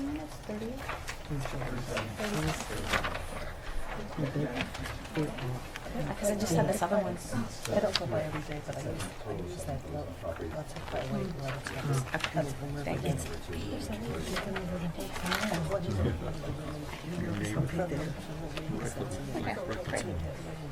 So this is about Canal Properties, which is also known as Hampton Boat Houses. It's the Maritime Plan Development District that's connected to the Canoe Place Inn property. Right now, so they were approved at 37 townhouse units. There's 7 buildings. The first 2 of 7 are what you see being constructed. You recall that we had a work session regarding the berm at the boat basin, and that's what this whole meeting right now is about, because of the fact that that berm was cleared by the contractor working on the site. The berm was erroneously cleared and destabilized it. The concern then was from our town engineer, because you're going to have foundations at the top, so we don't want any problems with the construction. So there's been a lot of information about how do you stabilize the slope, providing the structural support you need for the foundations at the top, the construction methodology, which is what that memo you may have read from Nelson Pope and Voorhees is all about. And then I have Chick Voorhees, who's going to walk you through all of that right now, so you can understand like kind of where we've come to in this design dilemma. But I think we're in a good place. We just have a couple of other issues that we need to work How many units are in through. those 2 buildings? I don't Of the 37? How many of the units? 37? The first 2 buildings are 12. 12. 12. I have 6 and Greg 6? Reckler here, who's the project sponsor, Krista McCabe, Chick Voorhees, Tim Rumpf, Rick, Guy Germano, Drew Renter. Half the room is pretty much here for this application. So we're all here to talk about it, and all the questions are going to turn it over to Chick right now, so he can go through it. Just to confirm that Yes. the berm issue we're talking about is on the northern part of the property. Yeah, the closest to the train trestle. Okay. When Just- that boat base in yes. there, that berm, that the law required you to take extra care to make sure that it was remaining vegetated, got cleared. It was a mistake. So now we're trying to rectify it. And So, with that, I'll Janice, hand it- there's also a project manager, right, that's been retained? That was. Yes, it's my understanding they have a construction trailer, they have Just a for project that. manager on site, and Yeah. someone. Yeah, we have staff, we have 2 people combined on staff all the time on site. Okay, because that clearing was, Yes. so somehow that got done without, Right. it So slipped by. initially we had thought, and the way it usually works is that there's a limit of clearing fence, trees are marked, we go out, we inspect, we say, okay, leave that, do this.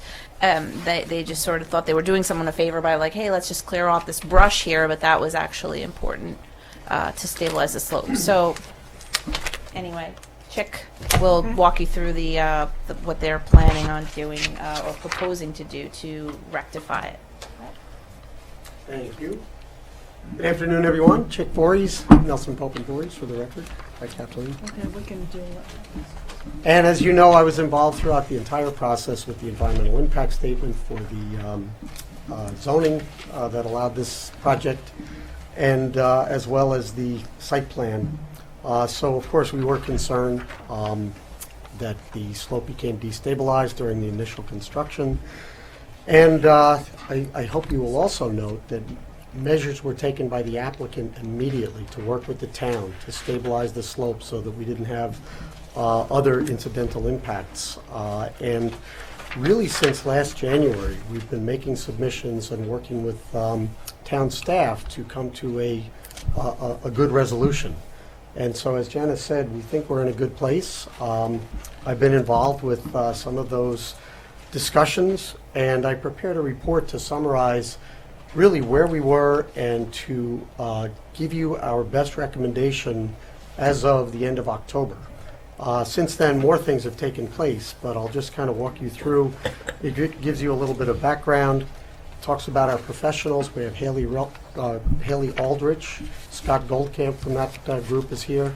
They are geotechnical engineers, and we'll be talking as needed in more detail about those solutions.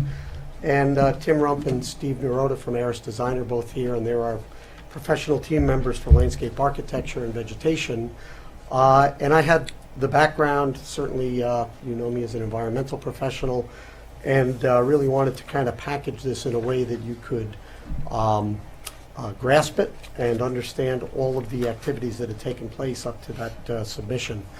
So you will note that we went through a lot of efforts to look at options. As Janice said, we have a building situation at the top of the slope, we have a crest of the slope, we have the base of the slope, we have an old deck area above the bulkhead, which is in good shape, and the marina basin. So the intent was to retain that vegetation.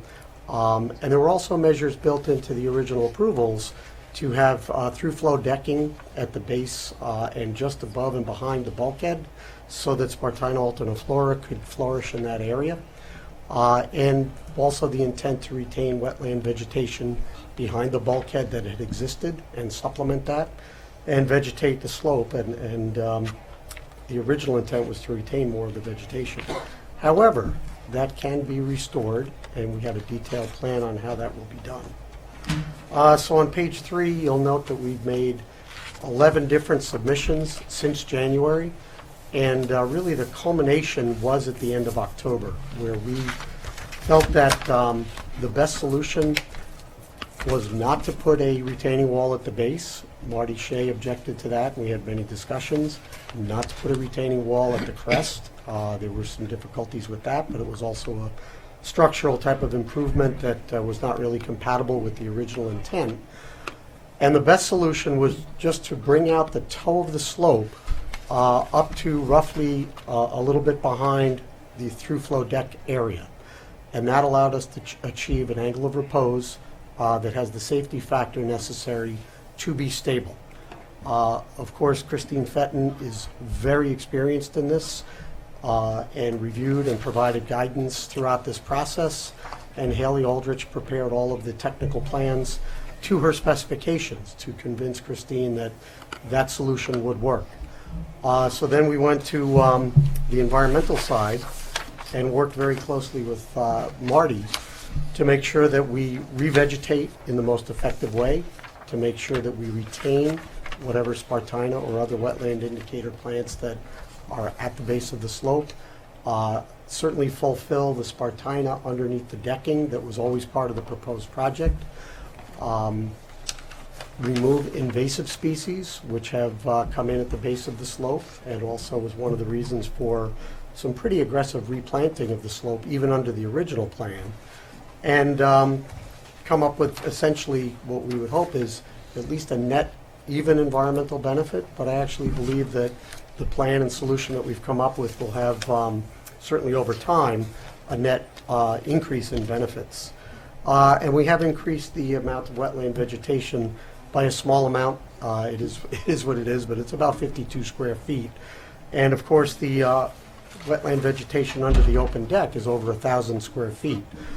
So we feel that that's very significant, and it achieves the goals of the original design, particularly in light of the fact that these measures had to be taken.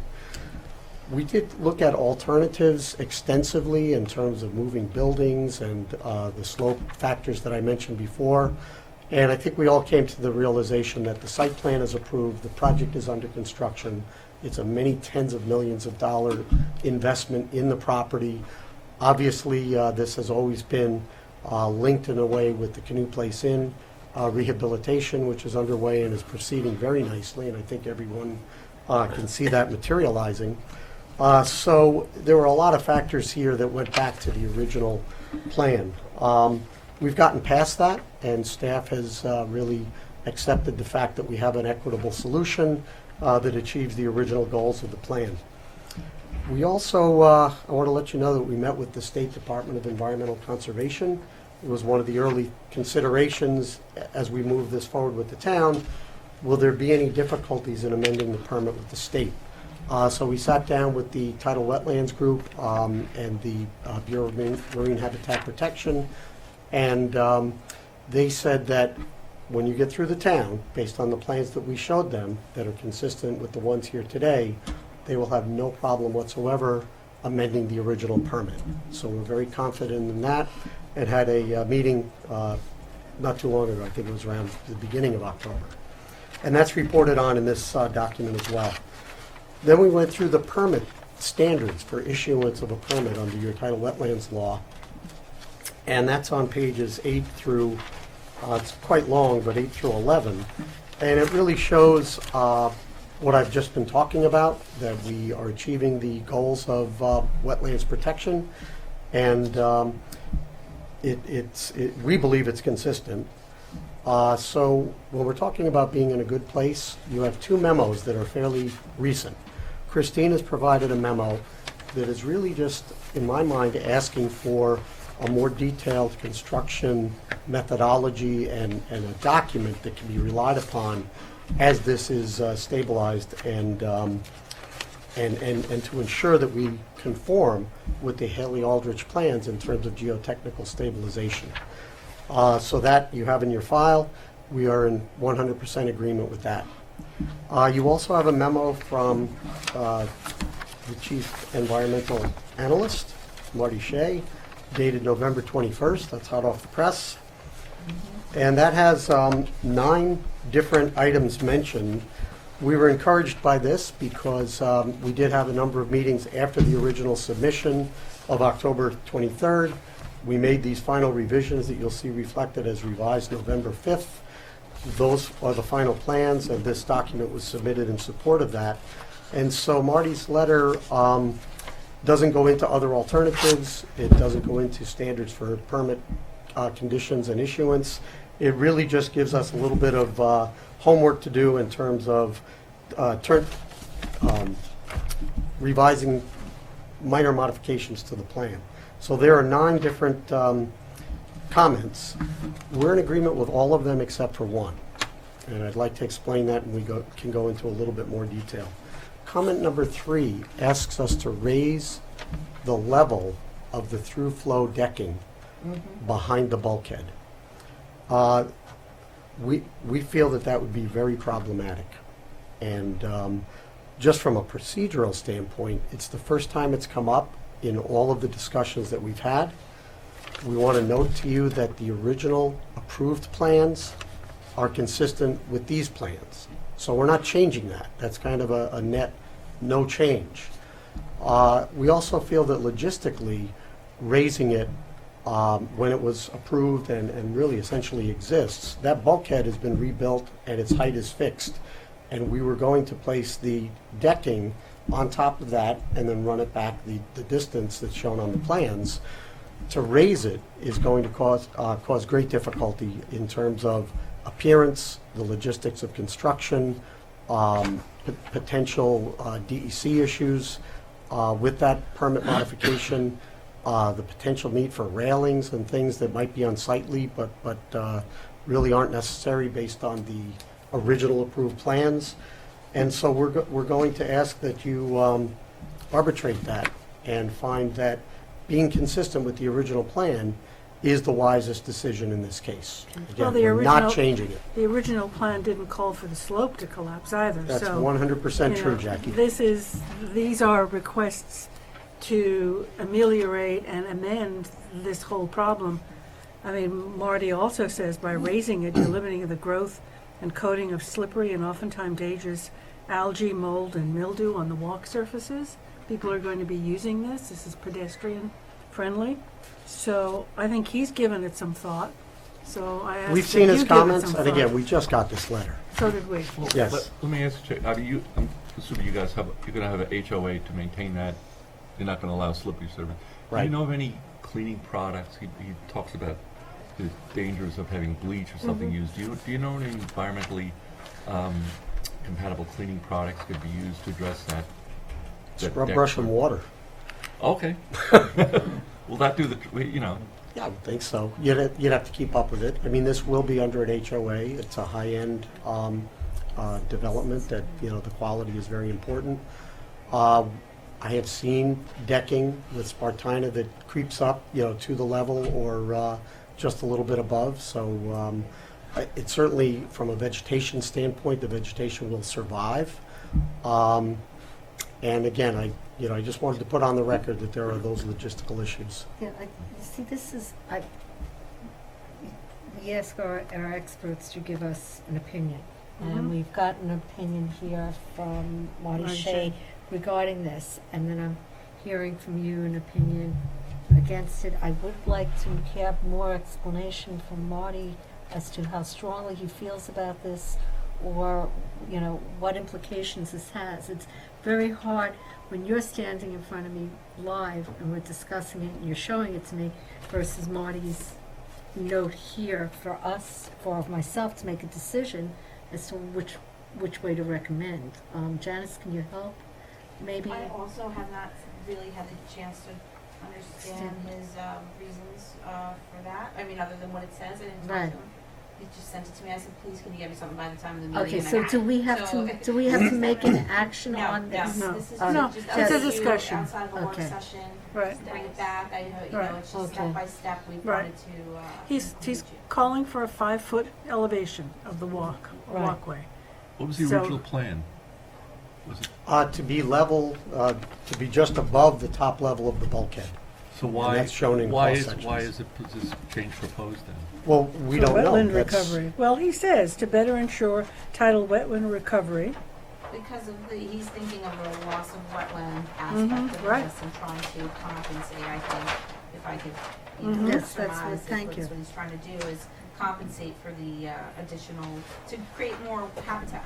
To Sure. to Okay. have the bulkhead higher and then we can Spartina underneath So it there's- is how he sees it, because he says it typically reaches a height of 3 to 5 feet, so Right. I think that's Mhm. what he's trying to He'd say. like to keep it, give it some space to grow, Yeah, and I mean, essentially. I think the And, the and whole- you, but your opposition is that it doesn't look good. Well, it's going to cause all kinds of structural issues to raise it. Yeah. It's going to cause aesthetic issues. It's going to cause the potential need for railings. And it is inconsistent with the original approved plans. Well, there So are, in fairness to Marty's comments, we feel that, you know, net, we've increased the wetlands. The deck was always the same. That's just over 1,000 square feet of Spartina. It was the same elevation as the approved plan, and that's what we're proposing. We just saw this today, but we are spending, you know, every effort that we can to restabilize that slope. And Tim is going to talk about the restoration plan, Tim or So Steve. you're going to go back to Marty and have more discussion regarding his concerns here and your objections? We haven't had an opportunity. Yeah, to I'm speak saying to you're him going to. either. I was saying Yeah. that's But let's the plan. remember that the walkway was an important ingredient Mhm. in this whole plan because the community did not want to lose its access to waterfront. Right. And so the walkway And that was a doesn't change. critical, It's the if, same. if you need to put a hand, listen, decks that are at certain heights have to have handrails. It's a smart thing to do, really, with people walking on it. It's nice to hold on to something. So, and It is a the- marina, you know, and again, this is an existing condition. But I think probably be good for Tim to go into a little more Okay. detail, because in my mind, the restoration effort and what's going into that slope with solid oversight and, you know, basically we're guaranteeing a restoration plan that will meet your expectations according to this plan. Can So I, Tim- I just have one more question to ask. In these storms that we have had recently, has there been any washout of this slope? Has there been any impact? I know Marty made a recent inspection, I think just this week, and he didn't make any note of any additional changes. Tim Rump from Maris Design for the applicant. Those existing conditions plan photos were taken, you know, the end of October, Mm-hmm. and it just shows you, again, we talked about, Chick had mentioned earlier that we went in and did a very quick, early, real, very specific revegetation of that slope. And you can see how well that the vegetation has taken off in the past, oh, I'd say 9 or 10 months. What I do want to show you is these are in the plans that were submitted. These are the cross sections. Okay. And the decking that we're talking about that was approved in the PDD legislation. And to the site remain- plan. And the site plan that was part of that is shown in these locations. And they were always to have the light penetrating decking on them. Okay. So what we've done is just shown those as approved, and then this is where our renovation, or the toe of the slope is, and then that 30-degree slope to the top of the slope. So that's 3 feet Yes. above? Yeah, so that this is right at the existing structure of that The walkway bulkhead. that is there now. Okay, that was approved in the site plan, a few years ago. Part of this revegetation that we're doing is actually more significant that was originally approved. We're building a forest on this slope now that was not approved initially. Okay, so that whole idea of the revegetation has expanded to basically redoing an oak pine forest on this slope. When we get into, and we have a methodology and how we're going to do that, and part of what Christine is asking for is one single document that shows on a 8.5 by 11 piece of paper, so it's not hidden in all these plans, so that there's one specific document and the methodology and how this is all going to be done. Good. And that's part of what we'll, part of the conditions that we'll do. We'll work with Scott's office and prepare that so that you'll be able to look at that and approve I mean, having this elevated deck is gonna alter the whole dynamic of the project. We envisioning one day this is gonna be heavily used by the public, and there's a certain ambience to having that walkway along the canal. Right. And it hasn't changed since we first. Yeah, I mean, I understand where Marty's coming from. Yeah. You could have 5 feet, you get more. Probably if you go 7 feet, you'd even get, But then its relationship to the marina and everything else, you're gonna have to get steps down to the dock. Railings. There might be lighting or safety It's issues. gotta look. You gotta look at it as a system. I'd like to hold on till we can hear a little bit more from Marty and maybe see some drawings or something, because I'm having a problem visualizing the original project, what is being, and what the implications of this is. So I'd Is the like to walkway hold on in? this till we, maybe Janice, you, There's no walkway in, Yeah. right? Or there No, is this? that's all. this is We all anticipated that you would want to see this prior to having a decision Yes. Yes, put thank out in you. front of you, and so I did not have it prepared anyway. But I would just make a note that this is a springing easement, and we would be more than happy to have the easement put in place now instead of contingent on some future get from the MTA or Suffolk County, where that could be, something to think about.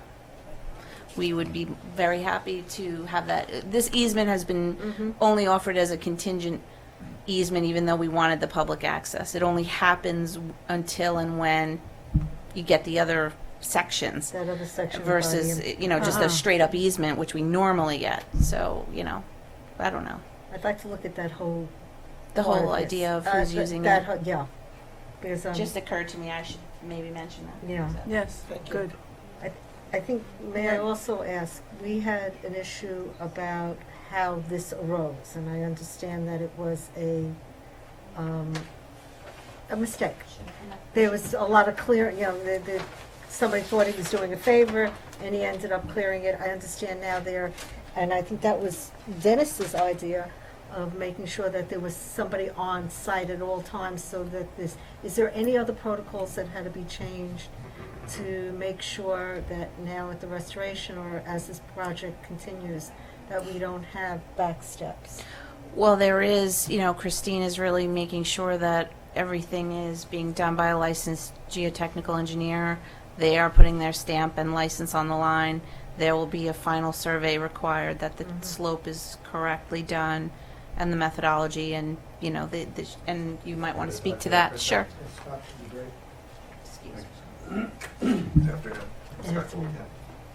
Just identify yourself. So I'm Scott Goldcamp with Haley Aldrich, geotechnical engineer. And, as Chick was saying, I completely agree with Christine's comments. I actually spoke with her on the phone the other day. In terms of quality control, that's really what you're Yes, asking. that's my question, And, yes. to do this project and fix the slope and restoration, that's what Christine was asking in her comments back to us. And it's about quality control in terms of defining the bottom of the slope, top of the slope with a licensed surveyor. And it's about making sure that the soils that go back in to take the slope essentially from a steeper angle now to a flatter, I have to fill a portion of that. What are the requirements for that? So what's the density in there? So the materials that are going to be used are the same materials that will be taken out for the foundations for building one. So we'll reuse the on-site Same soil soil. as backfill. And those backfill will go in systematically and then they'll be compacted, then they'll be tested to make sure that the material meets 90% compaction.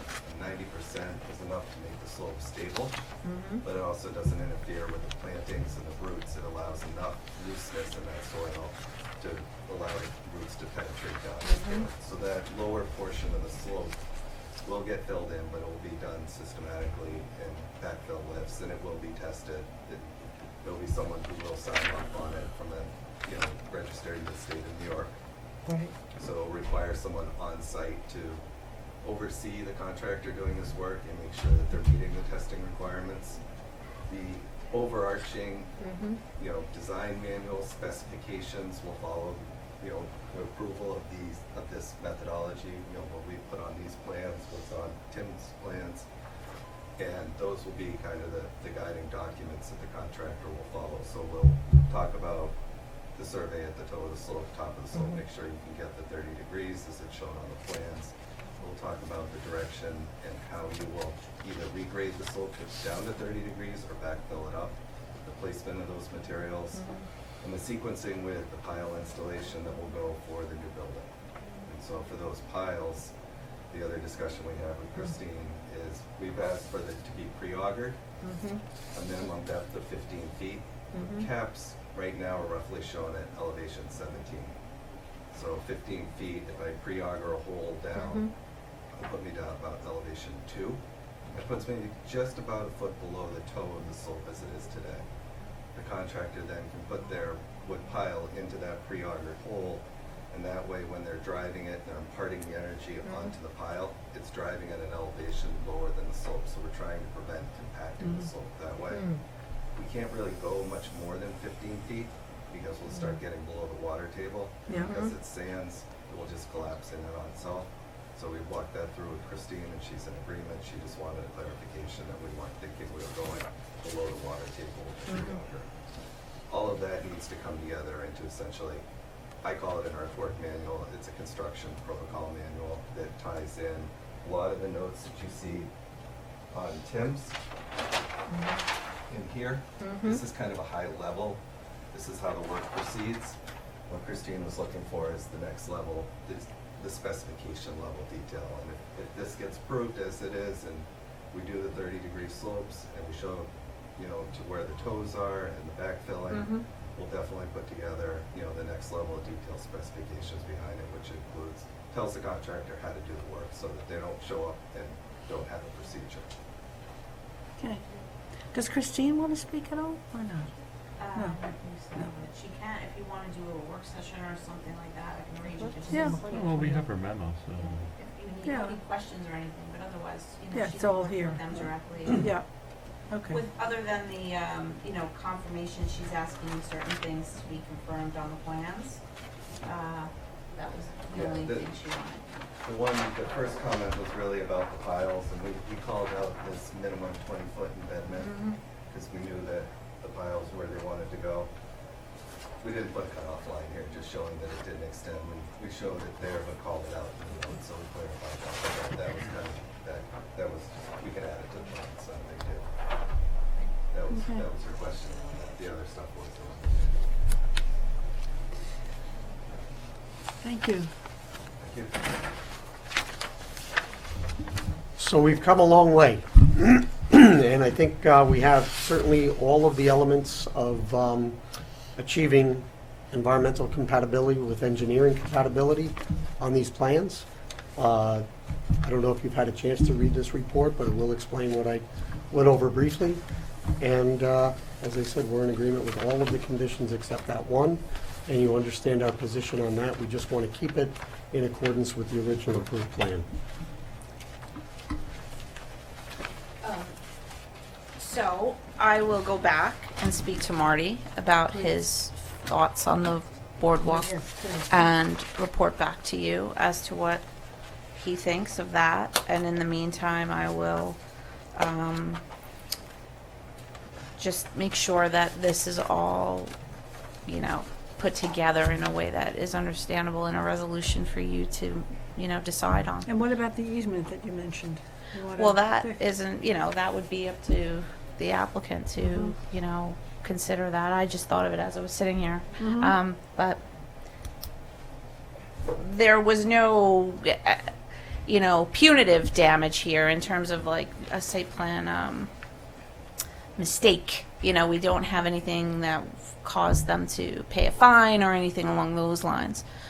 So the only thing is to try to correct the mistake, move forward. I was just thinking, if you're not raising it, maybe you would, work it out. But that was just a off the cuff thought that they can. Okay, we could talk consider. about it more. Janice, what's happening with the MTA easement, the connection for up there? Did that ever, or did that fall? We haven't really been able to secure it through them. I mean, maybe there's something that, we can do with the county, but the MTA is another story entirely. So I don't know if the Recklers have any connections there, but maybe there is.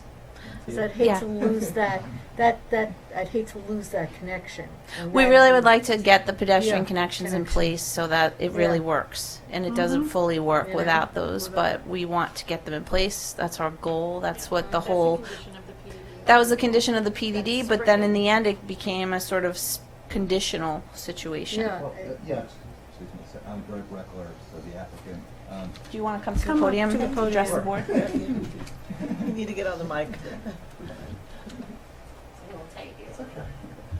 Well, anyway, thank you for your time and hearing this, not just today, but at other sessions. I will say about, I guess, 5 or 6 weeks ago, we did get in a room with Marty and Christine and Janice and members of the town attorney's office and Kyle, and we basically put all the options up on a wall. We all worked together. It was really very collaborative, and this is really a result of that collaboration. So, I'm pleased with where we've gotten to.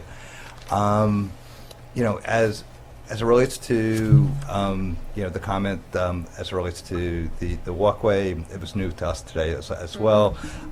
Is it possible? Sure, it's possible. Would it be? I think it would be more attractive if we left it as it was originally planned. But if it's something that is that important to to Marty and conservation, we would consider that. That's not it's not. I think we've come this far, all of us together, in coming up with fair and right resolutions.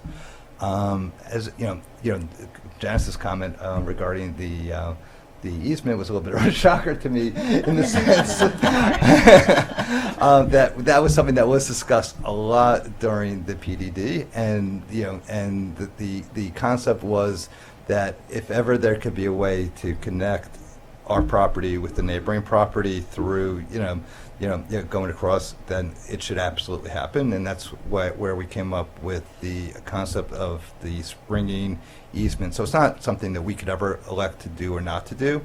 It just means when the connectivity happens on both sides, or either side, I think we're obligated to do it, and that's something that is was approved and part of the PDD. It's also something that's is part of our plan with the Attorney General as it relates to our homeowners association. I can't unwind that, and I can't undo that. But it's not anything that I can't undo. I can't never not agree to it either, because we're obligated to do it once the connectivity is made available. And we think it would be great. We think if that whole part of the canal could be connected one day, that would be beautiful and be great. And we're excited. We really are pleased. As long as you gave me the mic, just really quickly. Things are progressing really nicely over at the Canoe Place Inn. I don't know if you have a chance to drive by, but if you have, we're really excited about it. Some of the biggest structural issues that really, quite frankly, scared us in terms of being able to straighten out these buildings and make them stand even and erect and soundly, we've been able to accomplish. So that's that risk is out of it, and we've been working hard with Robert Strata on really making sure the integrity of the history is there. And you can see from the rotunda, we have all new windows. You can see that's really coming alive, and I think certainly by this time next year you're going to be looking at a brand new old building, and so. It's coming together. It's a lot. Obviously, there's a lot of unknowns on both sides of the canal, but we're really pleased with how both projects are progressing, and we thank you for all your time and work that you guys have done to help us with this. So thank you. Thank you. I think, Janice, my only concern is I understand the willingness of everybody to have that connecting. It's the effectuating it, or the mechanism of getting the MTA to the table, whoever you need to the table to actually effectuate it. Yeah. And that seems always, we have this discussion, and then we have this discussion. We'll always keep bringing it up Yeah. because we want the connection to happen. By the So way, any chance I get, I'll just keep bringing it Yeah, up. and I'll keep bringing it up And it also. wasn't like I planned to even say it, No, but no, I I- apologize for that. But I'm not saying anything is required this for that in this Yeah. sense, but I'm just saying, hey, when we're talking about the boardwalk and that thing, that don't forget, we still want that connection. Yeah, I mean, we got the commuter connection. It only took 20 years. There you go. So this will Okay. come back to you again after we speak to Marty, and I'll Yes. prepare Yeah. something for you to look at in advance. That would be great, Janice. Sure. Thanks. Thank And thank you. you all for coming. Thank you. Let's do this. Is there an action? No. Janice, Thank you. Janice, you want all these packets back, right? I can put it in a file if you want to give me Yeah, some. the report's okay. I just wanted you to have it. Yes. Yeah. Maps, Yeah, I'll I just- want I'll this, just- I want I'll this, do this. and I want this, I don't need this. I don't need that, but I don't need this We'll put those right in the now, box. but I want my reports. Okay. Anything else? Nope. Thank you, Janice. Thanks, Janice. Good afternoon. have a good Hi, how are you? I would like to go to agenda item number 10. I have an applicant here, Lisa Poyer, for Demena Horse Farm. They wanted to discuss with the planning board. They have shown a solid glass wall on the southern boundary of the outdoor cooking area. Number Yeah, 10. I'm just waiting for them. I'll pass it out. I'm sorry, I'm a little noisy. Oh, thank you.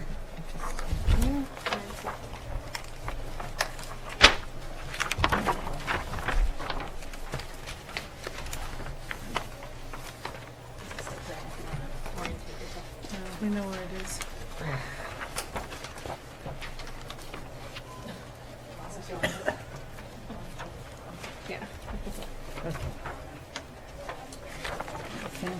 So as a condition of approval with the outside kitchen area and because of public comments we received from the neighboring property owner, we were looking at the southern property boundary and trying to eliminate some of the noise and disturbance associated with the outdoor cooking area and patio.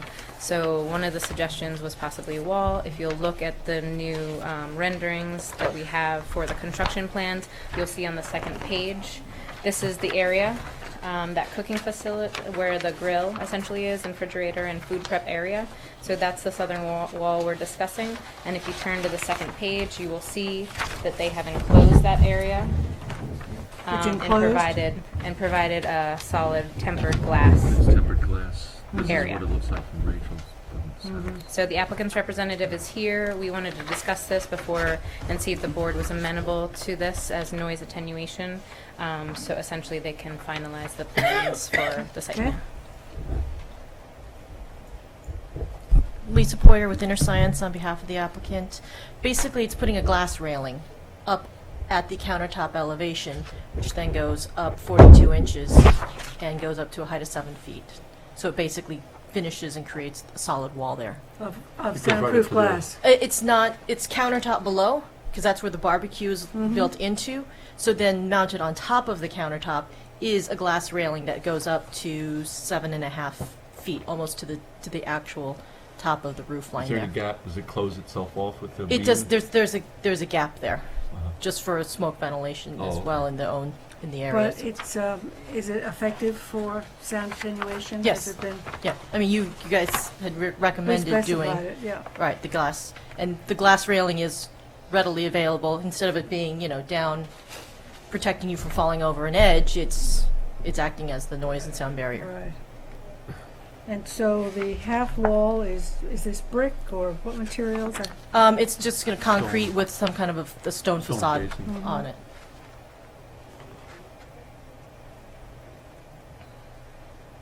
Okay. So if you're It's a- acceptable with this, then I'll it's move a- forward and have, finalize all the plans with all the, Right. the Go a long conditions way. and Yeah. move forward. Well, I guess it takes care of the noise, but does it take care of the concern for the smoke and odors? Most of that will rise straight up. Or if the, Except on a windy day. when you, You have some ventilation there? there will be ventilation over the barbecue, yeah. There's fans Is it- underneath the there's a overhang. Good, yeah. It's outdoors. Well, It's, yeah. nothing is enclosed here. Is there an exhaust fan above the We can install one Yeah. above the barbecue. That's fine. Okay. All right, so that was just on for discussion. Moving on, I have the Woods at Hampton Bays, which is agenda item number 14. I have packages for the board. Do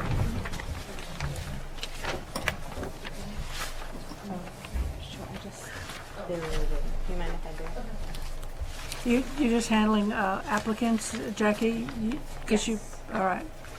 The state of Madeline Cuomo, there are no applicants, right? Well, that's actually Lisa, but I know that they have to.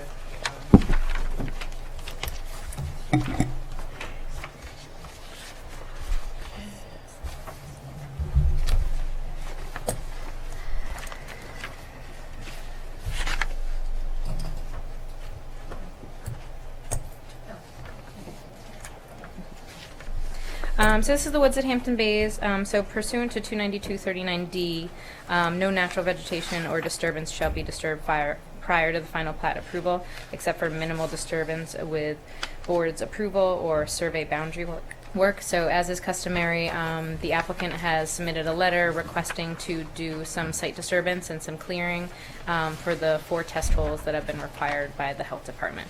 So you'll see in your package you have a letter, you have the Suffolk County Department of Health checklist and requirements for 4 witness test holes. Then you'll see that there is markings in red. I'm not sure if they're red on your page. Yellow. Yeah. Okay, so, and then you'll see the markings in red on the next page that show the approximate locations of the test holes they would like. And then on the 11 by 17, you'll see that they have then highlighted them in yellow and given you an approximate construction path, which will follow the right-of-way for the plan that we looked at the preliminary approval stage. And the applicant's representative is here, Liz Vale, and then also the surveyor, Kenneth Beckman, if you have any questions. So they're gonna follow they're gonna cut and follow the road in. Yes, which is what we would recommend, but I did want to have the applicant's representative here, just because it's a little more extensive than you would possibly normally see, because it'll be cutting in the road, and then there'll be 4 test holes, instead of like 1 or 2 along the road. It's going to go into the interior of the parcel. Well, when you say cut in, you just need a path to get a payloader in. Yeah, yeah. Yeah. So, I mean, they're here, if you have any. Liz Vale for Alfred's 50 Station Road, Watermill. Good afternoon, board members. This was required by the health department. It's not something we want to do, it's something we have to do. So if you have any questions about specifics, Ken is here to address them. Is it going to be a system for the entire subdivision? Excuse me? No, it's individual septics for each lot. Individual septics, is this, what zone is this in? R20. R20. And it's not in the sensitive area for AI? Yeah, but we had that discussion. Yeah. Well, Yes. Excuse me. Okay, well, you want to do that now? Is that what you're ready to do that? Yeah, so we can move along with the health department comments. Yeah. Okay. Are there any questions on this? What's our action though?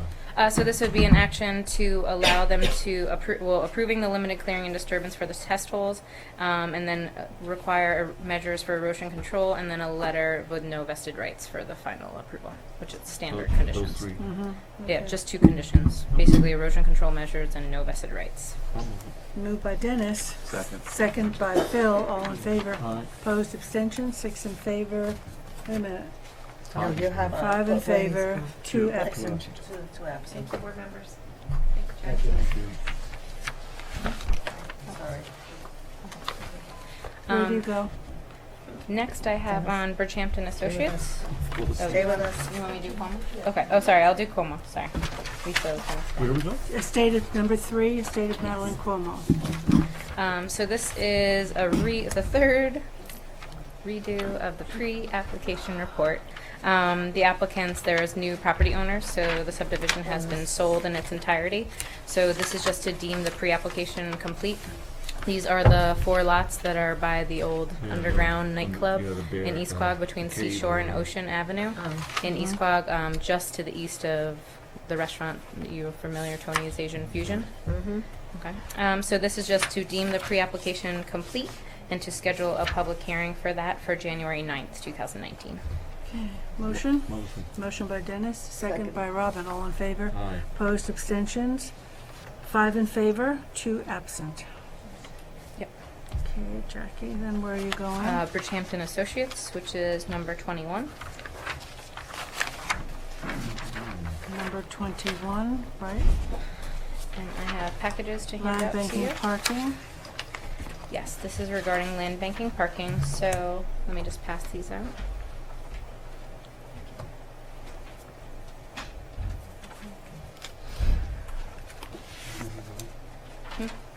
I actually included the one that you emailed. So in your package, you'll see the resolution that I have drafted. The next page is an aerial of the property. As you are aware, this is right on the Atlantic Ocean and just to the west of Ocean Road in Bridgehampton and south of Mid-Ocean Drive, which is where they take access. The applicants were encouraged to utilize permeable pavers or for overflow parking, and we also discussed land banking in the site plan review stage. They had not finalized their parking plan or engineering design, so in working with the engineering division and the applicant's representative and their engineer, we now have this new plan that shows 18 spaces to be land banked. So that would really be an overflow parking area. The parking area is already going to be getting approximately 3,000 square feet larger than the existing parking area. So the applicant has formally requested to land bank those 18 spaces, and you'll see those spaces are right here. They're like a slightly darker gray, Yeah. and then the Yeah. flow will circulate as we had Through that, discussed. yeah. That through makes there. sense. They've also narrowed the driveway a little bit, Mhm. and then we'll make it essentially more one-way, so one way in, one way out. I think it has a nice flow to the design, but to do this, I wanted to memorialize this in a resolution because we did not know of this particular design at the approval stage in March. So with this resolution, the applicant's representative is here, and I believe member of club.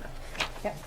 And so if you had any questions for them, but given the fact that this is in the coastal erosion hazard area, that they have clearing restrictions, and one of the things is to kind of minimize improvements so close to the ocean, I would think that the planning board would support that. Yep. They also have put into the record with their letter that they don't generally have a full parking lot on Right. any given day, and they've had that on the record. So with this, we would have a resolution to approve the land banking for 18 of the 69 spaces and find that it's in compliance with 330-100E. And then we were just asked for a submission of a covenant for land banking as a condition. I think it's a good plan. Great. Motion? Motion. By Phil. Second by Gloria. All in favor? Aye. Opposed, abstentions, 5 in favor, 2 absent. There you go. Okay. Where are you going, Jackie? And then Mohawk Halsey is actually off the agenda. So that is Mohawk agenda Halsey. item number 12. So they are requesting, it's actually just a one-day extension, which Number would bring... 12 is Chicken Briar Hill. Oh, sorry. That's what I mean. Chicken Briar. Sorry, I said the wrong name. Mohawk Hills was last week. That's so last week. So last What, week. what happened to Anthony in 13? Is he coming back? Crowley? Thomas He's right and Ju- here. Where is Oh. he? Oh, you're here. I'm looking for you over there. and You're not there. Just as soon as we could use his root bill, send us upstairs again. So this would it's really just a one-day extension, which would bring the consideration of the pre-application report for Chicken Briar Hill to December 12th, 2019. One day. One I'll day. move that. Extension 1 day. Second. Motion by Phil, second by Dennis. All in favor? Aye. Opposed, abstentions, 5 in favor, 2 absent. Riverhead Estates is the next one I have, which is item number 22. 22, old file map. So you will see, actually, let me hand out the packet.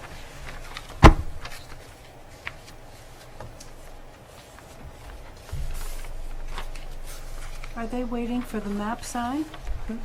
Unfortunately, I don't think we can sign it off today. Oh, the package? Yeah. Okay. Yeah, I'll deliver everything. Yeah, tomorrow. yeah. Unfortunately, there's some revisions that are needed. Okay, but I They didn't had to want do you a subtle tweak. hang out. Yeah. So that is That's actually off the beautiful agenda. room. I don't know which number that is. You too, thanks. Bye, thank you. So that, yeah, number 26 is off the agenda. 26 is all. Oh, That was the signature. Wait, oh, That was the signature of Bridgehampton Associates. Right. That's off the agenda? Phil, That is did you off the do agenda. Waterville Square? I did. So number 25 25 is acknowledged. Acknowledged. Okay, Jackie, your Riverhead Estates, that's the old Yep, file so- map, Yep, that is my last item. right? So that is the abandonment of Elm Place and Ivy Place. And this is for no objection for the property owner to abandon those. These are two side streets that go east-west, right above the property with no access to any other properties. So this would just be the, let's see here, it would be the south side of Elm and then the north side of Ivy. And this is a resolution for no objection. You have the aerial in front of you and then the survey. And then our one concern is when we are in the aquifer protection that we're not pushing them into a different clearing threshold, but with this, everything is okay. They're around like 58,000 square feet. They'll be going to 77,000 square feet, which does not change their percentage. So they'll just be gaining the additional land and they're showing compliance with the clearing restrictions. Okay. So, any questions? If not, a motion? Motion by Dennis? Second. Second by Phil, all in favor? Aye. Opposed, abstentions? 5 in favor, 2 absent. You're done, Yes. Jackie and Anthony. You just have number 13, Thomas and Julie Crowley.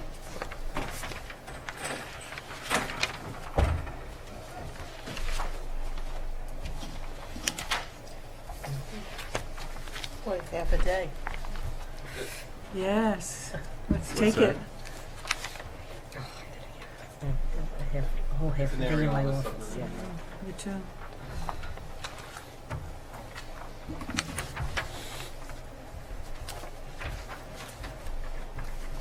I'd also put the pre-app report on, line for you guys, I don't know if you have it. Yeah, okay. Okay, You thank have you. hard I've got copy it, too? I've got it on there. This is a straightforward two-lot, right? This is a straightforward two-lot subdivision on Canal Street in Hampton Bays. If you take a look at the map, you can see it's reestablishing two lots that used to be there. You can see the neighborhood, how they're configured. And so really, we're just at the stage of a pre-application report. And if you want, I could just, there really wasn't much in terms of referrals and everything. I was just going to go right to the Yes. comments. This is north of the railroad Yes. bridge.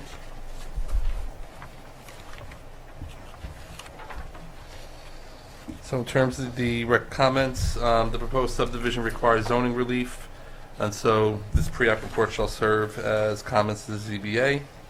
And I always advise them to meet with the Division of Building and Zoning just to confirm the variances that are necessary. 2, the proposed subdivision requires relief from the Zoning Board of Appeals. And I always, this one is just a reminder, the way the code reads, it says that the Zoning Board of Appeals could grant relief for non-conforming lots, provided that the applicants demonstrated that they can't transfer in a development right. So basically, the applicant's got to look at transferring a development right in order to get the zoning board to consider this. So that's what that comment is for. Number 3, generally the planning board finds the proposed subdivision is consistent with the pattern of development of the neighborhood, which contains lots of the same size and layout. 4, with respect to the encroachment of an existing concrete patio from the neighboring lot located on the north side of proposed Lot 2, said encroachment should either be removed prior to signature of final map or an easement agreement should be made between property owners that would allow the encroachment to remain. Number 5, the map notation regarding the R10 zoning setback shall be removed from the map, and instead the note shall reference any specific zoning relief that may be granted by the ZBA for both lots. 6, compliance with the town engineer's comments. 7, compliance with the town office of public safety comments regarding property addresses. Number 8, the final map shall contain the following revisions, and these are just map notations that go on the maps, standard notations. And 9, it says the final application must include the Suffolk County Department of Health Services approval. And I just want to add one more. They're in the high priority area, so they were required for the IA system. Would they have to, the existing house would also have to? So the existing house, one of two things will happen, Gloria. Either the health department's going to require that they upgrade the septic system now as a condition of getting subdivision approval. If they don't, then that house would have to be upgraded if they exceed certain improvement thresholds. I suspect what will happen is the health department's going to require that the septic system be. Can we do that That's what they've been automatically? doing. Especially so close to Not water. only, as the town code currently stands, correctly, we disagree though, only if there's a 25% or more improvement on the existing house. That's right. Of the square It- footage. But, so not as a result of the subdivision? No, because it's an existing house. So Okay, the yeah. one, Got the it. one to be Yeah, got created it. certainly Yeah. will be. And so with that, that's the report. We need You just want to state that this report shall also serve as the advisory report to the zoning board. of Gotcha. appeals. That way they don't have to re-refer it. Oh, you know what? It does say to my first comment, this pre-application report Oh. shall serve as referral comments to the ZBA. Oh, good. It's sort of hidden in there, but maybe I'll just make that a separate comment. Okay. I'll move to adopt the report. Motion by Dennis. Second. Second by Gloria, all in favor. Aye. Opposed, abstentions. Think we're done. Motion to adjourn. Adjourn. Happy Happy Thanksgiving, Thanksgiving. everybody. Thanksgiving.